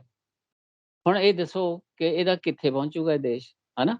ਸੋ ਇਸ ਕਰਕੇ ਮੈਂ ਇਹ ਕਹਿਣਾ ਆ ਕਿ ਇਹ ਜਿਹੜਾ ਕ੍ਰਾਈਮ ਨੂੰ ਮਿਲਣ ਦਾ ਤਰੀਕਾ ਜਿਹੜਾ, ਔਰ ਮੈਂ ਕਹਾਂ ਮੈਨੂੰ ਤੁਸੀਂ ਕਹੋ ਕਿ ਯਾਰ ਤੂੰ ਨਹਾ ਧੋ ਵੀ ਲਿਆ ਕਰ ਇੰਨਾ ਗੰਦਾ, ਤਾਂ ਮੈਂ ਕਹਾਂ ਕਿ ਗੁਆਂਢੀ ਨੂੰ ਮਹੀਨਾ ਨਹੀਂ ਨਹਾਉਂਦਾ, ਹਨਾ। ਇਹ ਕੀ ਕੰਪੈਰੀਜ਼ਨ ਹੈ ਕਿ ਉਹਦੇ ਦੇਸ਼ ਦੂਸਰੇ ਸਟੇਟ ਵਿੱਚ ਵੀ ਹੋਇਆ ਤੇ ਉਹਦੇ ਸਟੇਟ ਵਿੱਚ ਵੀ ਹੋਇਆ, ਹਨਾ। ਤੇ ਨਹੀਂ, ਪਰ ਤੁਸੀਂ ਚਾਨਾ ਜਿਹੜੀ ਜੀ ਤੇ ਗੱਲ ਹੋ ਰਹੀ ਉਹਨਾਂ ਸਟੇਟਾਂ 'ਚ ਜੇ ਵੀ ਘਟਨਾ ਵਾਪਰੀਆਂ, ਉਹਨੂੰ ਇਹ ਨਹੀਂ ਕੋਈ ਕਹਿ ਰਿਹਾ ਕਿ ਵੀ ਉਹ ਠੀਕ ਹੋਇਆ। ਉੱਥੇ ਵੀ ਕਹਿ ਰਹੇ, ਸਾਰੇ ਹੀ ਕਹਿ ਰਹੇ ਕਿ ਗਲਤ ਹੋਇਆ, ਪਰ ਉੱਥੇ ਸਰਕਾਰਾਂ ਫੌਰੀ ਹਰਕਤ 'ਚ ਆਈਆਂ, ਕਿਤੇ 2 ਘੰਟੇ ਬਾਅਦ, ਕਿਤੇ 4 ਘੰਟੇ ਬਾਅਦ, ਤੇ ਉੱਥੇ ਦੋਸ਼ੀ ਫੜੇ ਗਏ। ਪਰ ਇੱਥੇ ਤਾਂ ਇੰਨਾ ਲੰਮਾ ਸਮਾਂ ਬੀਤਣ ਤੋਂ ਬਾਅਦ ਪਤਾ ਹੀ ਨਹੀਂ ਲੱਗਣ ਦਿੱਤਾ ਜਾ ਰਿਹਾ ਕਿ ਉੱਥੇ ਹੋ ਕੀ ਰਿਹਾ। ਇਹ ਸਾਰੀਆਂ ਗੱਲਾਂ ਦੇ ਨਾਲ ਕਿ ਉੱਥੇ ਮਤਈ ਜ਼ਿਆਦਾ ਹੈਗੇ ਆ ਕਿ ਕੁੱਕੀ ਜ਼ਿਆਦਾ ਹੈਗੇ ਆ, ਜਾਂ ਉਹਦੇ 'ਚ ਦੂਸਰੀ ਕਮਿਊਨਿਟੀ ਕਿੰਨੀ ਹੈ। ਇਹ ਤੋਂ ਇਲਾਵਾ ਜਿਹੜੇ ਫੈਕਟਸ ਨਿਕਲ ਕੇ ਸਾਹਮਣੇ ਆ ਰਹੇ ਆ, ਇੱਕ ਟਵਿੱਟਰ ਦੇ ਉੱਤੇ ਇੱਕ ਜੀਓਗ੍ਰਾਫੀਕਲ ਸਰਵੇ ਦਾ ਜਿਹੜਾ ਨਾ ਉਹ ਸਟੈਟਿਕਸ ਛਪੇ ਹੋਏ ਆ, ਔਰ ਉਹ ਮਿਸਟਰ ਪੌਲ ਕੋਸੀ ਹੈਗਾ, ਉਹਨੇ ਉਹ ਨਸ਼ਰ ਕੀਤਾ ਆ ਕਿ ਉਹ ਜਿਹੜਾ ਏਰੀਆ ਉਸ ਦੇ ਪਹਾੜੀ ਖਿੱਤੇ ਦੇ ਵਿੱਚ ਹੈ ਜਿਹੜਾ, ਉਹ ਬਹੁਤ ਸਾਰੇ ਮਿਨਰਲਸ ਜਿਹੜੇ ਨਾ ਉਹ ਪਾਏ ਜਾ ਰਹੇ, ਔਰ ਉਹ ਮਿਨਰਲਸ ਦੇ ਉੱਤੇ ਕੰਪਨੀਆਂ ਦੀ ਆਖਿਆ, ਕੰਪਨੀਆਂ ਜਿਹੜੀਆਂ ਉਹਨੂੰ ਮਿਨਰਲਸ ਨੂੰ ਜਿੱਦਾਂ ਇਹ ਕਰਦੀਆਂ ਹੁੰਦੀਆਂ ਕਿ ਕੁਦਰਤੀ ਖਜ਼ਾਨਿਆਂ ਨੂੰ ਕਿਵੇਂ ਲੁੱਟਣਾ ਹੈਗਾ, ਉਹ ਕੁਦਰਤੀ ਖਜ਼ਾਨਿਆਂ ਦੀ ਲੁੱਟ ਦਾ ਜਿਹੜਾ ਉਹਦੇ ਲਈ ਵੀ ਰਾਹ ਬਣਾਇਆ ਜਾ ਰਿਹਾ। ਇੱਕ ਵਰਸ਼ਨ ਇਹ ਵੀ ਆ ਕਿ ਉਹ ਜਿਸ ਇਲਾਕੇ ਦੇ ਵਿੱਚ ਇਹ ਜਿਹੜੇ ਪੀੜਤ ਜਿਹੜਾ ਪਹਾੜਾਂ 'ਚ ਰਹਿੰਦਾ ਆ, ਕੁਕੀ ਭਾਈਚਾਰਾ ਹੈਗਾ ਆ, ਔਰ ਉਹ ਭਾਈਚਾਰੇ ਦੇ ਅੰਦਰ ਜਿਹੜਾ ਏਰੀਆ ਹੈ ਪਹਾੜਾਂ ਦਾ, ਉਹਦੇ ਵਿੱਚੋਂ ਮਿਨਰਲ ਜਿਹੜੇ ਨਾ ਉਹ ਨਿਕਲ ਰਹੇ ਹੈਗੇ ਉਹਦੇ ਅੰਦਰ, ਜਿਹਦੇ ਲਈ ਕੰਪਨੀਆਂ ਜਿਹੜੀਆਂ ਨਾ ਉਹ ਤਰਲੋ ਮੱਛੀ ਹੋ ਰਹੀ। ਹੁਣ ਇਹ ਮਿਨਰਲਸ ਉੱਤੇ ਕਬਜ਼ਾ ਕਰਨ ਦੇ ਲਈ ਆ, ਉੱਥੋਂ ਉਹਨਾਂ ਨੂੰ ਉਜਾੜਨ ਦੇ ਲਈ ਆ, ਇਹ ਜਿਹੜਾ ਤਰੀਕਾ ਅਖਤਿਆਰ ਕੀਤਾ ਗਿਆ। ਦੂਜੀ ਗੱਲ ਇਹ ਆ ਕਿ ਉਹਨਾਂ ਦੇ ਸਾਹਮਣੇ ਜਿਨ੍ਹਾਂ ਦੀ ਉਹ ਧਰਤੀ ਆ, ਕੀ ਹੁਣ ਉਹ ਪਹਾੜਾਂ ਨੂੰ ਢਹਿ ਢੇਰੀ ਕਰਨਗੇ, ਉਹਨਾਂ ਨੂੰ ਖੋਦਣਗੇ ਔਰ ਇਹ ਕਰਨਗੇ, ਕੁਦਰਤ ਨਾਲ ਖਿਲਵਾੜ ਹੋਏਗਾ। ਉਹ ਕੀ ਗੱਲ ਹੈਗੀ ਆ, ਕੁਦਰਤ ਨਾਲ ਖਿਲਵਾੜ ਕਰ ਕਰਕੇ ਅਸੀਂ ਪਹਿਲਾਂ ਹੀ ਜਾਣੀ ਕਿੰਨੇ ਦੁੱਖ ਭੋਗ ਰਹੇ ਆ, ਉਹ ਸਾਰਿਆਂ ਦੇ ਸਾਹਮਣੇ ਆ। ਜਦੋਂ ਕੁਦਰਤ ਨਾਲ ਖਿਲਵਾੜ ਕਰੋਗੇ, ਕੁਦਰਤ ਉਹਦਾ ਬਦਲਾ ਲਏਗੀ। ਸੋ ਇਸ ਕਰਕੇ ਮੇਰਾ ਮਤਲਬ ਹੈ ਵੀ ਕਿਸੇ ਨੂੰ ਇਹ ਗੱਲ ਆ ਰਹੀ ਆ, ਇਹ ਕਿਹੜਾ ਕਾਰਨ ਹੈਗਾ ਆ, ਔਰ ਉਹਦੇ ਕਰਕੇ ਇਹ ਸਾਹਮਣੇ ਰੱਖ ਕੇ ਜਿੱਦਾਂ ਸਿੱਧੂ ਸਾਹਿਬ ਨੇ ਇੱਕ ਫੈਕਟ ਨੂੰ ਹਾਈਲਾਈਟ ਕੀਤਾ ਆ ਕਿ ਇਹਦੇ ਪਿੱਛੇ ਜਿਹੜੀਆਂ ਨਾ ਧਾਰਮਿਕ ਭਾਵਨਾਵਾਂ ਨੂੰ ਇਸਤੇਮਾਲ ਕੀਤਾ ਜਾ ਰਿਹਾ। ਮੇਰਾ ਖਿਆਲ ਹੈ ਕਿ ਇੱਕ ਹੋਰ ਵੀ ਹੈਗਾ ਕਿ ਉਹ ਬੜਾ ਰਿਚ ਏਰੀਆ ਹੈ। ਹੋ ਸਕਦਾ ਹੈ ਕਿ ਜਿਹਨੇ ਵੀ ਇਹ ਟਵਿੱਟਰ ਤੇ ਪਾ ਕੇ ਇਸ ਨੂੰ ਹਾਈਲਾਈਟ ਕੀਤਾ ਹੈਗਾ, ਉਹਦੇ ਪਿੱਛੇ ਇਹ ਵੀ ਆ ਕਿ ਵੀ ਇੱਥੋਂ ਉਜਾੜਾ ਕਰਕੇ ਜਿਹੜਾ ਨਾ ਮਿਨਰਲਸ ਦੀ ਲੁੱਟ ਜਿਹੜਾ ਨਾ ਉਹਦਾ ਰਾਹ ਖੋਲਿਆ ਜਾਵੇ। ਇਸ ਤਰ੍ਹਾਂ ਦੀਆਂ ਗੱਲਾਂ ਦੇ ਨਾਲ ਪੂਰੇ ਦੇਸ਼ ਨੂੰ ਸੰਕਟ 'ਚ ਖੜਾ ਕਰ। ਇਹ ਸਾਹਿਬ ਜਿਸ ਤਰ੍ਹਾਂ ਚਾਨਾ ਜੀ ਨੇ ਗੱਲ ਕਹੀ ਹੈ, ਔਰ ਉਸੇ ਹੀ ਰੌਸ਼ਨੀ ਦੇ ਵਿੱਚ ਅਸੀਂ ਦੇਖਦੇ ਹਾਂ ਕਿ ਪਿਛਲੇ ਸਮੇਂ ਦੇ ਅੰਦਰ ਜਿਸਨੇ ਵੀ ਇਸ ਤਰ੍ਹਾਂ ਦੇ ਕੇਸ ਹੋਏ, ਇਸ ਤੋਂ ਪਹਿਲਾਂ ਜਿਵੇਂ ਪਹਿਲਵਾਨ ਜਿਹੜੇ ਖਿਡਾਰੀ ਸੀਗੇ, ਉਹ ਦਿੱਲੀ 'ਚ ਬੈਠੇ ਕੁੜੀਆਂ ਨੇ ਜੋ ਕੁਛ ਉਸ ਪ੍ਰਧਾਨ ਦੇ ਖਿਲਾਫ, ਬ੍ਰਿਜ ਭੂਸ਼ਣ ਸਿੰਘ ਸ਼ਰਨ ਦੇ ਖਿਲਾਫ ਦੋਸ਼ ਲਾਏ, ਉਹਨਾਂ ਦੀ ਵੀ ਗੱਲ ਸੁਣਨ ਦੀ ਬਜਾਏ, ਉਹਨਾਂ ਦੇ ਖਿਲਾਫ ਕਾਰਵਾਈ ਕਰਨ ਦੀ ਬਜਾਏ, ਉਲਟਾ ਜਿਹੜੇ ਅੰਦੋਲਨ ਕਰ ਰਹੇ ਸੀ ਉਹਨਾਂ ਤੇ FIR ਦਰਜ ਹੋਈਆਂ, ਔਰ ਬਕਾਇਦਾ ਉਹਨਾਂ ਨੂੰ ਡਿਸਕਰਜ ਕੀਤਾ ਗਿਆ ਕਿ ਉਹ ਇੱਥੋਂ ਉੱਠ ਜਾਣ। ਔਰ ਉਸ ਤੋਂ ਪਹਿਲਾਂ ਜਿਹੜੇ ਜੋ ਕੁਝ ਬਾਨੋ ਨਾਲ ਹੋਇਆ, ਬਿਲਕੀਸ ਬਾਨੋ ਨਾਲ, ਤਾਂ ਉਸ ਕੇਸ ਦੇ ਵਿੱਚ ਵੀ ਜਿਸ ਢੰਗ ਦੇ ਨਾਲ ਉਸ ਦੇ ਜਿਹੜੇ ਦੋਸ਼ੀ ਸੀਗੇ, ਚਾਹੇ ਉਹ ਬਲਾਤਕਾਰੀ ਸੀ, ਚਾਹੇ ਉਹ ਕਾਤਲ ਸੀਗੇ, ਉਹਨਾਂ ਨੂੰ ਜਿਸ ਢੰਗ ਨਾਲ ਛੱਡਿਆ ਗਿਆ, ਉਹ ਸਾਰੇ ਦਾ ਵੀ ਸੁਪਰੀਮ ਕੋਰਟ ਨੇ ਵੀ ਨੋਟਿਸ ਲਿਆ। ਅਸੀਂ ਦੇਖਦੇ ਹਾਂ ਕਿ ਔਰਤਾਂ ਦੇ ਮਾਮਲੇ 'ਚ ਖਾਸ ਕਰਕੇ ਜਿੱਥੇ ਬਲਾਤਕਾਰੀ ਹੈ ਜਾਂ ਹਥਿਆਰੇ ਹੈ ਜਾਂ ਕਾਤਲ ਹੈ, ਉੱਥੇ ਉਹਨਾਂ ਖਿਲਾਫ ਕਾਰਵਾਈ ਹੋਣ ਦੀ ਬਜਾਏ ਜਿਹੜੇ ਉਹਨਾਂ ਦੇ ਖਿਲਾਫ ਲੜਦੇ ਆ ਉਹਨਾਂ ਨੂੰ ਉਸਦੇ ਜਿਹੜੀਆਂ ਉਹਨਾਂ ਦੇ ਖਿਲਾਫ FIR ਹੁੰਦੀ ਆ, ਉਹਨਾਂ ਦੇ ਖਿਲਾਫ ਕੇਸ ਕਰ ਦਿੱਤੇ ਜਾਂਦੇ ਆ। ਜਿਸ ਤਰ੍ਹਾਂ ਹੁਣ ਇਹ ਸਾਰਾ ਕੁਝ ਵਾਪਰ ਰਿਹਾ, ਉਹਨਾਂ ਕੇਸਾਂ ਦੇ ਵਿੱਚ ਵੀ ਅਸੀਂ ਦੇਖਦੇ ਹਾਂ ਕਿ ਸਰਕਾਰ ਚੁੱਪ ਹੈ, ਤੇ ਸੁਪਰੀਮ ਕੋਰਟ ਜਦੋਂ ਕੁਝ ਕਾਰਵਾਈ ਕਰਨ ਦੀ ਕੋਸ਼ਿਸ਼ ਕਰਦੀ ਹੈ ਤਾਂ ਉਸ ਸਮੇਂ ਸਰਕਾਰ ਵੀ ਥੋੜੀ ਹਰਕਤ ਚ ਆਉਂਦੀ ਹੈ। ਤੁਸੀਂ ਇਹ ਸਾਰੇ ਨੂੰ ਕਿਸ ਤਰ੍ਹਾਂ ਦੇਖਦੇ ਹੋ ਕਿ ਇਹ ਸਾਰਾ ਵਰਤਾਰਾ ਜਿਹੜਾ ਹੈ ਇੱਕੋ ਜਿਹਾ ਜਿਹੜਾ ਹੈ ਸਾਰਾ ਅਪਰੋਚ ਹੈ ਸਭ ਥਾਵਾਂ ਤੇ ਉਸ ਤਰ੍ਹਾਂ ਹੀ ਹੋ ਰਿਹਾ? ਬਿਲਕੁਲ ਠੀਕ ਹੈ, ਇੱਕੋ ਤਰ੍ਹਾਂ ਦਾ ਵਰਤਾਰਾ ਸਾਰੇ ਥਾਂ ਹੋ ਰਿਹਾ ਹੈ। ਸਵਾਲ ਇਹ ਹੁੰਦਾ ਹੈ ਵੀ ਜਿਹੜੀਆਂ ਰਾਈਟਿਸਟ ਫੋਰਸਸ ਆ ਸਾਰੀਆਂ, ਉਹ ਪੈਟਰੀਆਰਕੀ ਤਾਂ ਹੁੰਦੀ ਹੈ, ਪਿਤਾ ਪੁਰਖੀ ਤਾਂ ਹੁੰਦਾ ਉਹਨਾਂ ਦਾ, ਕੋਈ ਧਰਮ ਦਾ ਜਿਹੜਾ ਵੱਡੇ ਲੈਵਲ ਤੇ ਪਿਤਾ ਪੁਰਖੀ ਗੱਲਾਂ ਜੁੜੀਆਂ ਵੀ ਹੈ ਇਸ ਦੇ ਨਾਲ, ਧਰਮ ਨਾਲ ਕਾਫੀ ਹੱਦ ਤੱਕ ਜੁੜੀਆਂ, ਸਾਰੇ ਧਰਮਾਂ 'ਚ ਜੁੜੀਆਂ, ਤੇ ਇਹਦੇ 'ਚ ਕੋਈ ਸ਼ੱਕ ਵਾਲੀ ਗੱਲ ਨਹੀਂ। ਪਰ ਅਸੀਂ ਕਹਿ ਨਹੀਂ ਸਕਦੇ ਵੀ ਇਹ ਧਾਰਮਿਕ ਲੈਵਲ ਤੇ ਹੁੰਦਾ। ਤੁਸੀਂ ਇਹ ਦੇਖੋ ਵੀ ਇਹ ਚਾਣਾ ਜੀ ਨੇ ਇੱਕ ਗੱਲ ਕਹੀ ਸੀ ਵੀ ਇਹ ਸਬ ਕੰਟੀਨੈਂਟ ਵਿੱਚ, ਮੈਂ ਵੀ ਇਹ ਗੱਲ ਨੂੰ ਕਾਫੀ ਦੁਆਰਾ ਕਹਿਣਾ ਚਾਹੁੰਦਾ ਵੀ ਸਬ ਕੰਟੀਨੈਂਟ 'ਚ ਤਾਂ ਅਸੀਂ ਇਸ ਇਨਸੀਡੈਂਟ ਰਿਪੀਟ ਹੁੰਦੇ, ਧਾਰਮਿਕ ਭਾਵਨਾਵਾਂ ਨੂੰ ਵਰਤਦੇ, ਪੋਲਿਟਿਕਸ ਕਿਵੇਂ ਵਰਤਦੀ ਹੈ, ਰਾਜਨੀਤੀ ਕਿਵੇਂ ਵਰਤਦੀ ਹੈ, ਸਾਡੇ ਸਾਹਮਣੇ ਕਿੰਨੇ ਇੰਸਟਾਂਸ ਹੈ। ਸਵਾਲ ਹੈ ਵੀ ਯੂਰਪ 'ਚ ਵੀ ਇਹ ਹੋਇਆ। ਤੁਸੀਂ ਹਿਟਲਰ ਦੇ ਕੇਸ ਵਿੱਚ ਸਾਰੀ ਦੁਨੀਆ ਜਾਣਦੀ ਹੈ। ਤੁਸੀਂ ਹਿਟਲਰ ਦੇ ਲੈਵਲ ਉੱਤੇ, ਕਿਸ ਲੈਵਲ ਉੱਤੇ ਯਹੂਦੀਆਂ ਨੂੰ ਟਾਰਗੇਟ ਕਰਕੇ, ਛੋਟੀ ਜਿਹੀ ਮਿਨੋਰਿਟੀ ਨੂੰ ਟਾਰਗੇਟ ਕਰਕੇ, ਤੇ ਕਿਸ ਤਰ੍ਹਾਂ 60 ਲੱਖ 2/3 ਯਹੂਦੀ ਮਾਰ ਦੇਣੇ, ਤੇ ਇੰਨੇ ਮਤਲਬ ਕਿ ਬੇਕਿਰਕ ਤਰੀਕੇ ਨਾਲ, ਇੰਨੀ ਦਰਿੰਦਗੀ ਨਾਲ ਮਾਰਨੇ, ਜਿਹੜੇ ਮਾਰ ਕੇ ਉੱਥੇ ਕੈਂਪਾਂ 'ਚ, ਤੇ ਉੱਥੇ ਸਾਰੇ ਗੈਸ ਛੱਡ ਕੇ ਮਾਰਨੇ ਚੈਂਬਰਾਂ 'ਚ। ਤੋ ਇਹ ਵੀ ਆਪਣੇ ਆਪ 'ਚ ਕੋਈ ਘੱਟ ਤਾਂ ਹੈ ਨਹੀਂ, ਕਿਸੇ ਵੀ ਲੈਵਲ ਤੇ ਘੱਟ ਨਹੀਂ ਹੈ। ਤੇ ਇਸ ਕਰਕੇ ਇਹ ਜਿਹੜਾ ਧਰਮ ਨੂੰ ਜਾਂ ਕਿਸੇ ਅਨੁਵਾਦ ਨੂੰ ਕਿਤੇ ਨੈਸ਼ਨਲਿਜ਼ਮ ਦੇ ਰੂਪ 'ਚ ਵਰਤਣਾ, ਰਾਸ਼ਟਰਵਾਦ ਦੇ ਰੂਪ 'ਚ ਵਰਤਣਾ, ਕਿਤੇ ਸਿੱਧੇ ਧਰਮ ਦੇ ਰੂਪ 'ਚ ਵਰਤਣਾ, ਪਰ ਉਹਦੇ 'ਚ ਦੋਨੋਂ ਗੱਲਾਂ ਹੀ ਜੁੜੀਆਂ ਹੁੰਦੀਆਂ। ਰਿਲੀਜਨ ਵੀ ਬੜੀ ਛੇਤੀ ਤੇ ਨੈਸ਼ਨਲਿਜ਼ਮ ਵੀ, ਦੋਨੋਂ ਇਕੱਠੇ ਇੱਕੋ ਪਲੇਟਫਾਰਮ ਤੇ ਆ ਜਾਂਦੇ ਆ, ਤੇ ਪਲੇਟਫਾਰਮ ਤੇ ਆ ਕੇ ਦੋਨੋਂ ਵਰਤਦੇ ਆ ਸਾਰਾ। ਤੇ ਹਿਟਲਰ ਦਾ ਸਾਡੇ ਸਾਹਮਣੇ ਹੈਗਾ ਸਾਰਾ ਕੁਝ, ਉਸ ਲੈਵਲ ਦਾ ਹਿਟਲਰ ਵੀ ਚੁਣ ਕੇ ਆਇਆ ਸੀ, ਔਰ ਨਰਿੰਦਰ ਮੋਦੀ ਵੀ ਚੁਣ ਕੇ ਆਇਆ, ਇਲੈਕਸ਼ਨ ਦੇ ਰਾਹੀਂ, ਪ੍ਰੋਸੈਸ ਰਾਹੀਂ ਆਏ ਵੇ ਸਾਰੇ। ਪਰ ਉਸ ਨੂੰ ਕਿਵੇਂ ਮੈਨੀਪੂਲੇਟ ਕੀਤਾ ਜਾਂਦਾ ਸਾਰਾ, ਇਹ ਸਾਡੇ ਹਿਸਟਰੀ ਦਾ ਪਾਰਟ ਹੈ, ਸਭ ਨੂੰ ਪਤਾ ਹੈ, ਮੈਜੋਰਿਟੀ ਲੋਕਾਂ ਨੂੰ ਪਤਾ ਵੀ ਸਾਰਾ ਕੁਝ ਕਿਵੇਂ ਕੀਤਾ ਜਾਂਦਾ। ਤੋ ਜਿਹੜਾ ਇਹ ਸਾਰਾ ਦਰਿੰਦਗੀ ਦਾ, ਦੂਜੀ ਗੱਲ ਇੱਕ ਚਾਣਾ ਜੀ ਨੇ ਕਹੀ, ਉਹ ਵੀ ਬੜੀ ਹਾਈਲਾਈਟ ਕਰਨ ਵਾਲੀ ਗੱਲ ਹੈ ਵੀ ਇੱਕ ਫੌਜੀ ਬੰਦਾ ਆਪਣੀ ਔਰਤ ਨੂੰ ਨਹੀਂ ਬਚਾ ਸਕਿਆ, 2 ਜੰਗਾਂ ਜਿੱਤੀਆਂ ਜਾਂ 2 ਜੰਗਾਂ 'ਚ ਰਿਹਾ।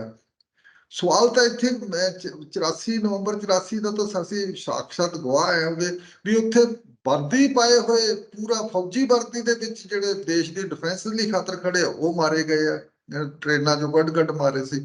ਤੋ ਇਸ ਕਰਕੇ ਇਹ ਜਿਹੜਾ ਆਪਣੇ ਆਪ 'ਚ ਭਾਵਨਾ ਸਾਰੀ ਹੈ ਅਦਰ ਦੀ, ਇਹ ਸਾਡਾ ਵਿਰੋਧੀ ਹੈ ਸਾਰਾ, ਜਦੋਂ ਉਹ ਖੜੀ ਹੋ ਜਾਂਦੀ ਹੈ, ਉਹਨੂੰ ਵਰਤਿਆ ਜਾਂਦਾ, ਉਦੋਂ ਫਿਰ ਇਹ ਗੱਲਾਂ ਲੱਗਦੀਆਂ ਵੀ ਇਹ ਹੁੰਦੀਆਂ ਹੀ ਆ, ਤੇ ਹੋ ਰਹੀਆਂ ਸਾਡੇ ਸਾਹਮਣੇ ਥਾਂ ਦੇ, ਇਹਦੇ ਤੇ ਐਗਜ਼ਾਮਪਲਾਂ ਹੈਗੀਆਂ। ਤੇ ਇਸ ਕਰਕੇ ਇਹ ਸਾਰਾ ਕੁਝ ਔਰਤ ਨੂੰ ਟਾਰਗੇਟ ਕਰਨਾ, ਔਰ ਦੇਸ਼ ਦੇ ਰਾਖਿਆਂ ਨੂੰ ਵੀ ਮਾਰ ਦੇਣਾ, ਜਿਹਦੇ ਧਰਮ ਦੇ, ਐਡਾ ਵੱਡਾ ਧਰਮ ਦਾ ਉਹਦੇ ਉਸ ਕਿਸਮ ਦਾ ਭਾਵਨਾ ਦਾ, ਜਲਾਲਤ ਦਾ ਜਿਹੜਾ ਟੋਟਲ ਉਹਨਾਂ ਦੇ ਸਿਰ ਤੇ ਸਵਾਰ ਹੋ ਜਾਂਦਾ ਭੂਤ, ਉਹ ਵੀ ਸਾਰਾ ਕੁਝ ਸਾਡੇ ਸਾਹਮਣੇ ਹੈ। ਇਹ ਇੱਥੇ ਜਿਹੜਾ ਕੁਝ ਹੋਇਆ ਹੈਗਾ ਮਣੀਪੁਰ ਦੇ ਉੱਤੇ, ਮਣੀਪੁਰ ਦੇ ਵਿੱਚ ਕੋਈ ਨਵੀਂ ਗੱਲ ਲੱਗਦੀ ਨਹੀਂ ਵੀ ਇਹ ਕੀਤੀ ਹੋਵੇ ਸਾਰੀ ਉਸ ਲੈਵਲ ਤੇ, ਵੀ ਜਿਸ ਤਰੀਕੇ ਨਾਲ ਔਰਤ ਨਾਲ ਇਹ ਜਿਹੜੀ ਸੈਕਿੰਡ ਵੀਡੀਓ ਸਰਕੂਲੇਟ ਹੋਈ ਹੈ, ਹੁਣ ਵਾਇਰਲ ਹੋਈ ਹੈ, ਜਿਹਦੇ ਵਿੱਚ ਇੱਕ ਔਰਤ ਨੂੰ ਇਹ ਕਿਸ ਤਰੀਕੇ ਨਾਲ ਟੌਰਚਰ ਕਰਨ ਪਿੱਛੋਂ ਗੋਲੀ ਮਾਰਦੇ ਆ। ਤੁਸੀਂ ਇਹ ਦੇਖੋ ਵੀ ਆਪਣੀ ਗੱਲ ਹੋਈ ਨਹੀਂ ਇਹਦੇ ਵਿੱਚ, ਵੀ ਉੱਥੇ ਬੰਦਿਆਂ ਦੇ ਜਿਹੜੇ ਗੋਲੀ ਮਾਰ ਰਹੇ ਵਰਦੀ ਲੱਗਦੀ ਹੈ, ਇਹ ਲੱਗਦਾ ਵੀ ਉਹ ਪੁਲਿਸ ਵਾਲੇ ਹੀ ਆ ਸਾਰੇ, ਉੱਥੋਂ ਸਾਰੀ ਗੱਲ ਲੱਗਦੀ ਹੈ। ਤੇ ਪਤਾ ਹੀ ਹੈ ਤੁਸੀਂ ਸਾਰਾ ਵੀ ਉਹਨਾਂ ਨੇ ਇਹ ਆਰਮਰੀ ਲੁੱਟੀ ਨਹੀਂ ਹੈ, ਆਰਮਰੀ ਲੁਟਾਈ ਗਈ ਹੈ ਉਹਨਾਂ ਨੂੰ, ਉਹਨਾਂ ਕੋਲ ਸਾਰੇ ਹਥਿਆਰਬੰਦ ਹੈ ਬੰਦੇ ਹੈ। ਕਿੰਨੇ ਹਥਿਆਰ ਲੁੱਟ ਕੇ ਲੈ ਗਏ, ਤਾਂ ਇਹ ਸ਼ਾਇਦ ਤੁਹਾਨੂੰ ਪਤਾ ਹੋਊਗਾ, ਜੰਡੂ ਜੀ ਪਤਾ ਹੋ ਕਿੰਨਾ ਲੈ ਕੇ ਗਏ ਹਥਿਆਰ, ਇੰਨੇ ਹਥਿਆਰ ਉੱਥੇ 6000 ਦੇ ਕਰੀਬ ਗਿਣਤੀ ਆ ਰਹੀ ਹੈ। ਕਿੰਨੀ ਆਈ ਹੈ ਗਿਣਤੀ? 6000 ਦੇ ਨੇੜੇ ਤੇੜ, ਤੇ ਕਿੰਨੇ ਕਾਰਟ੍ਰਿਜਸ ਜਿਹੜੇ ਹੈ ਉਹ ਲੈ ਕੇ ਗਏ, ਉੱਥੋਂ ਲੁੱਟ ਕੇ ਲਗਾਏ ਆ। ਤੇ ਇਸ ਕਰਕੇ ਸਾਰਾ ਕੁਝ ਬੜਾ ਪਲਾਨਡ ਤਰੀਕੇ ਨਾਲ ਹੀ ਹੋਇਆ, ਜਿਵੇਂ ਸਾਰੇ ਥਾਂ ਤੇ ਪਲਾਨਡ ਹੁੰਦਾ ਹੈਗਾ ਸਾਰੇ ਤਰੀਕੇ ਨਾਲ। ਗੁਜਰਾਤ ਵਿੱਚ ਵੀ ਪਲਾਨਡ ਸੀ, ਤੇ ਪਾਰਟੀਸ਼ਨ ਦੇ ਦੌਰ ਦੇ ਵਿੱਚ ਦੋਨਾਂ ਗੱਲਾਂ ਵਿੱਚ ਜਦੋਂ ਪੰਜਾਬ ਦੀ ਵੰਡ ਹੋਈ ਹੈ ਉਹਨਾਂ ਵਿੱਚ ਦੋ ਪਾਰਟੀਆਂ ਨੇ ਵੱਖਰੇ ਵੱਖਰੇ ਲੈਵਲ ਤੇ, ਦੋ ਤਿੰਨ ਧਿਰਾਂ ਨੇ ਆਪਣੇ ਆਪਣੇ ਲੈਵਲ ਤੇ ਕੀਤਾ ਸੀ। ਅਕਾਲੀਆਂ ਨੇ ਆਪਦੀ ਅਕਾਲ ਸੈਨਾ ਬਣਾ ਲਈ ਸੀਗੀ, ਉਧਰ ਨੈਸ਼ਨਲ ਗਾਰਡ ਮੁਸਲਿਮ ਲੀਗ ਨੇ ਬਣਾ ਲਏ ਸੀ, ਵਿੱਚ RSS ਦੇ ਵਰਕਰ ਸੀ ਜਿਹੜੇ ਉਦੋਂ 53 ਹਜ਼ਾਰ ਪੰਜਾਬ ਦੇ ਵਿੱਚ ਵਰਕਰ ਸੀ ਲਾਹੌਰ ਤੇ ਸਾਰੇ ਏਰੀਏ ਦੇ ਵਿੱਚ, ਉਹਨਾਂ ਨੇ ਵੀ ਸਾਰੇ ਬੰਬ ਕਾਂਡ ਸਾਰੇ ਬਣਾਏ ਸੀਗੇ ਤੇ ਉਹ ਵਿਸਫੋਟ ਵੀ ਕੀਤੇ ਆ। ਤੇ ਇਹ ਸਾਰਾ ਕੁਝ ਪਲੈਨਡ ਹੁੰਦਾ, ਪਲੈਨਡ ਕੀਤੇ ਤਰੀਕੇ ਨਾਲ ਕੀਤਾ ਜਾਂਦਾ। ਇੱਥੇ ਵੀ ਲੰਬੀ ਪਲੈਨਿੰਗ ਦਾ ਹਿੱਸਾ ਹੀ ਆ ਸਾਰਾ, ਤੇ ਇਹਦੇ ਵਿੱਚ ਦੋਨੋਂ ਗੱਲਾਂ ਹੀ ਹੈ। ਇਹਦੇ ਵਿੱਚ ਰਾਜਨੀਤੀ ਹਮੇਸ਼ਾ ਜਿਹੜੀ ਸਾਡੀ ਰਾਜਨੀਤੀ ਆ ਹੁਣ ਅੱਜ ਕਾਰਪੋਰੇਟ ਹਾਊਸਿਸ ਉੱਤੇ ਡਿਪੈਂਡੈਂਟ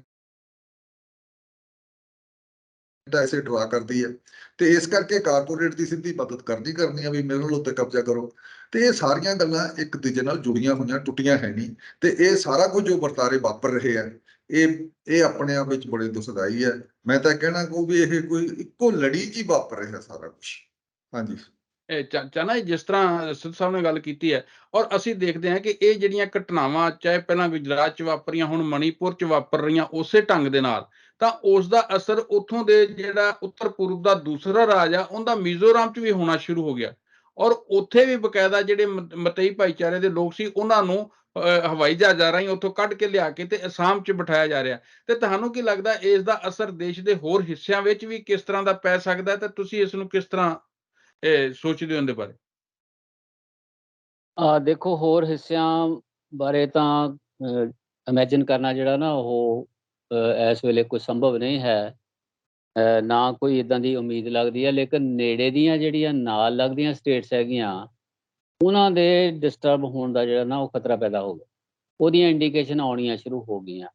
ਜਿਹੜੇ ਇੱਥੋਂ ਦੇ ਈਵਨ ਜਿਹੜੇ ਮਤਈ ਭਾਈਚਾਰੇ ਦੇ ਵੀ ਲੋਕ ਹੈਗੇ ਆ, ਜਿਹੜੇ ਸੈਟਲ ਜ਼ਿੰਦਗੀ ਜਿਉ ਰਹੇ ਸੀਗੇ, ਉਹ ਵੀ ਉੱਠ ਕੇ ਨਾਲ ਦੀਆਂ ਸਟੇਟਾਂ ਵਿੱਚ ਜਿਹੜੇ ਨਾ ਜਾਣੇ ਗਰੁੱਪਾਂ ਦੇ ਵਿੱਚ ਨਾ ਜਾਣੇ ਸ਼ੁਰੂ ਹੋ ਗਏ। ਇੱਦਾਂ ਦੀਆਂ ਉਦਾਹਰਨਾਂ ਹੋਣੀਆਂ, ਅਸਾਮ ਦੇ ਵਿੱਚ ਜਾਣਾ ਸ਼ੁਰੂ ਹੋ ਗਏ, ਨਾਲ ਦੇ ਮਿਜ਼ੋਰਮ ਦੇ ਜਾ ਕੇ। ਆਪਣਾ ਟਾਈਮ ਵੀ ਥੋੜਾ ਜਿਹਾ ਘੱਟ ਰਿਹਾ ਯਾਰ, ਸੰਖੇਪ ਚ ਕਰ ਹਾਂ ਜੀ।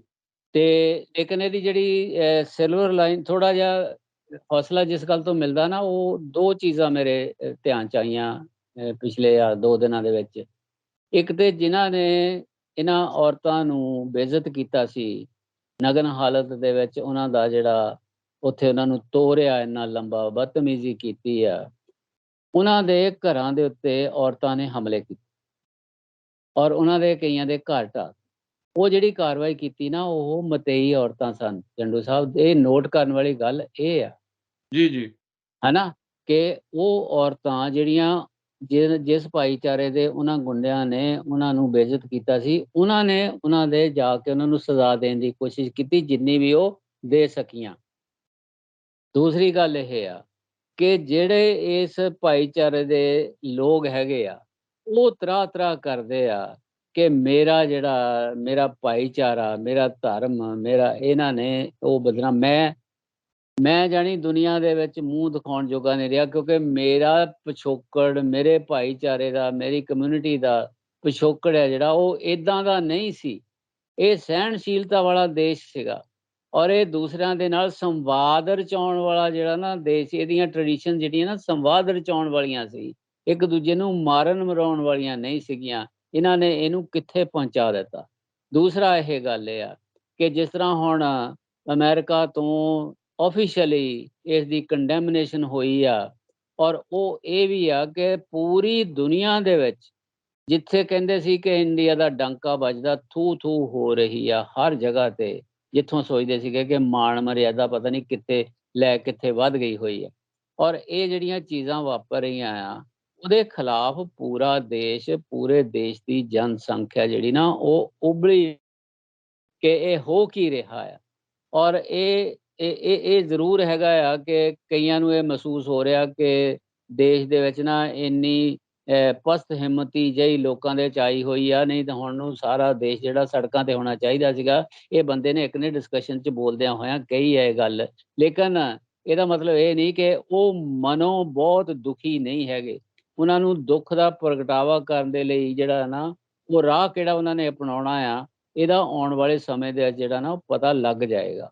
ਔਰ ਇਸ ਕਰਕੇ ਦੇਸ਼, ਇਸ ਦੀ ਸਾਰਾ ਦੇਸ਼, ਸਾਰੇ ਦੇਸ਼ ਦੇ ਲੋਕ ਇਹਨੂੰ ਕੰਡੈਮ ਵੀ ਕਰਦੇ ਆ ਔਰ ਇਹਦੇ ਲਈ ਗੁੱਸੇ 'ਚ ਇੰਨੇ ਆ ਕਿ ਲੋਕ ਖੁਦ ਜਾਣੀ ਕੋਈ ਜਾਣੀ ਜੇ ਤੁਸੀਂ ਇਹ ਪੁੱਛੋ ਜੀ ਕਿ ਵੀ ਹੁਣ ਕੀ ਹੋਊਗਾ, ਕੀ ਉੱਥੇ ਦੀ ਸਰਕਾਰ ਨੂੰ ਭੰਗ ਕਰ ਦੇਣਗੇ, ਕੀ ਮੁੱਖ ਮੰਤਰੀ ਨੂੰ ਹਟਾ ਦੇਣਗੇ ਜਾਂ ਉੱਥੇ ਕੀ ਹੋਏਗਾ, ਔਰ ਜੋ ਵੀ ਹੁਣ ਮਰਜ਼ੀ ਕਰ ਦੇਣ, ਜਿੱਡੀ ਵੱਡਾ ਇਹ ਕੰਮ ਹੋ ਗਿਆ, ਜਿੱਡਾ ਵੱਡਾ ਲੋਕਾਂ ਦੇ ਵਿੱਚ ਗੁੱਸਾ ਆ, ਜੇ ਉਹਨੂੰ ਭੰਗ ਕਰ ਵੀ ਦੇਣ, ਉਹਨੂੰ ਹਟਾ ਵੀ ਦੇਣ, ਲੋਕਾਂ ਨੂੰ ਫਿਰ ਵੀ ਲੱਗਣਾ ਕਿ ਬਹੁਤ ਥੋੜ੍ਹਾ ਹੋਇਆ।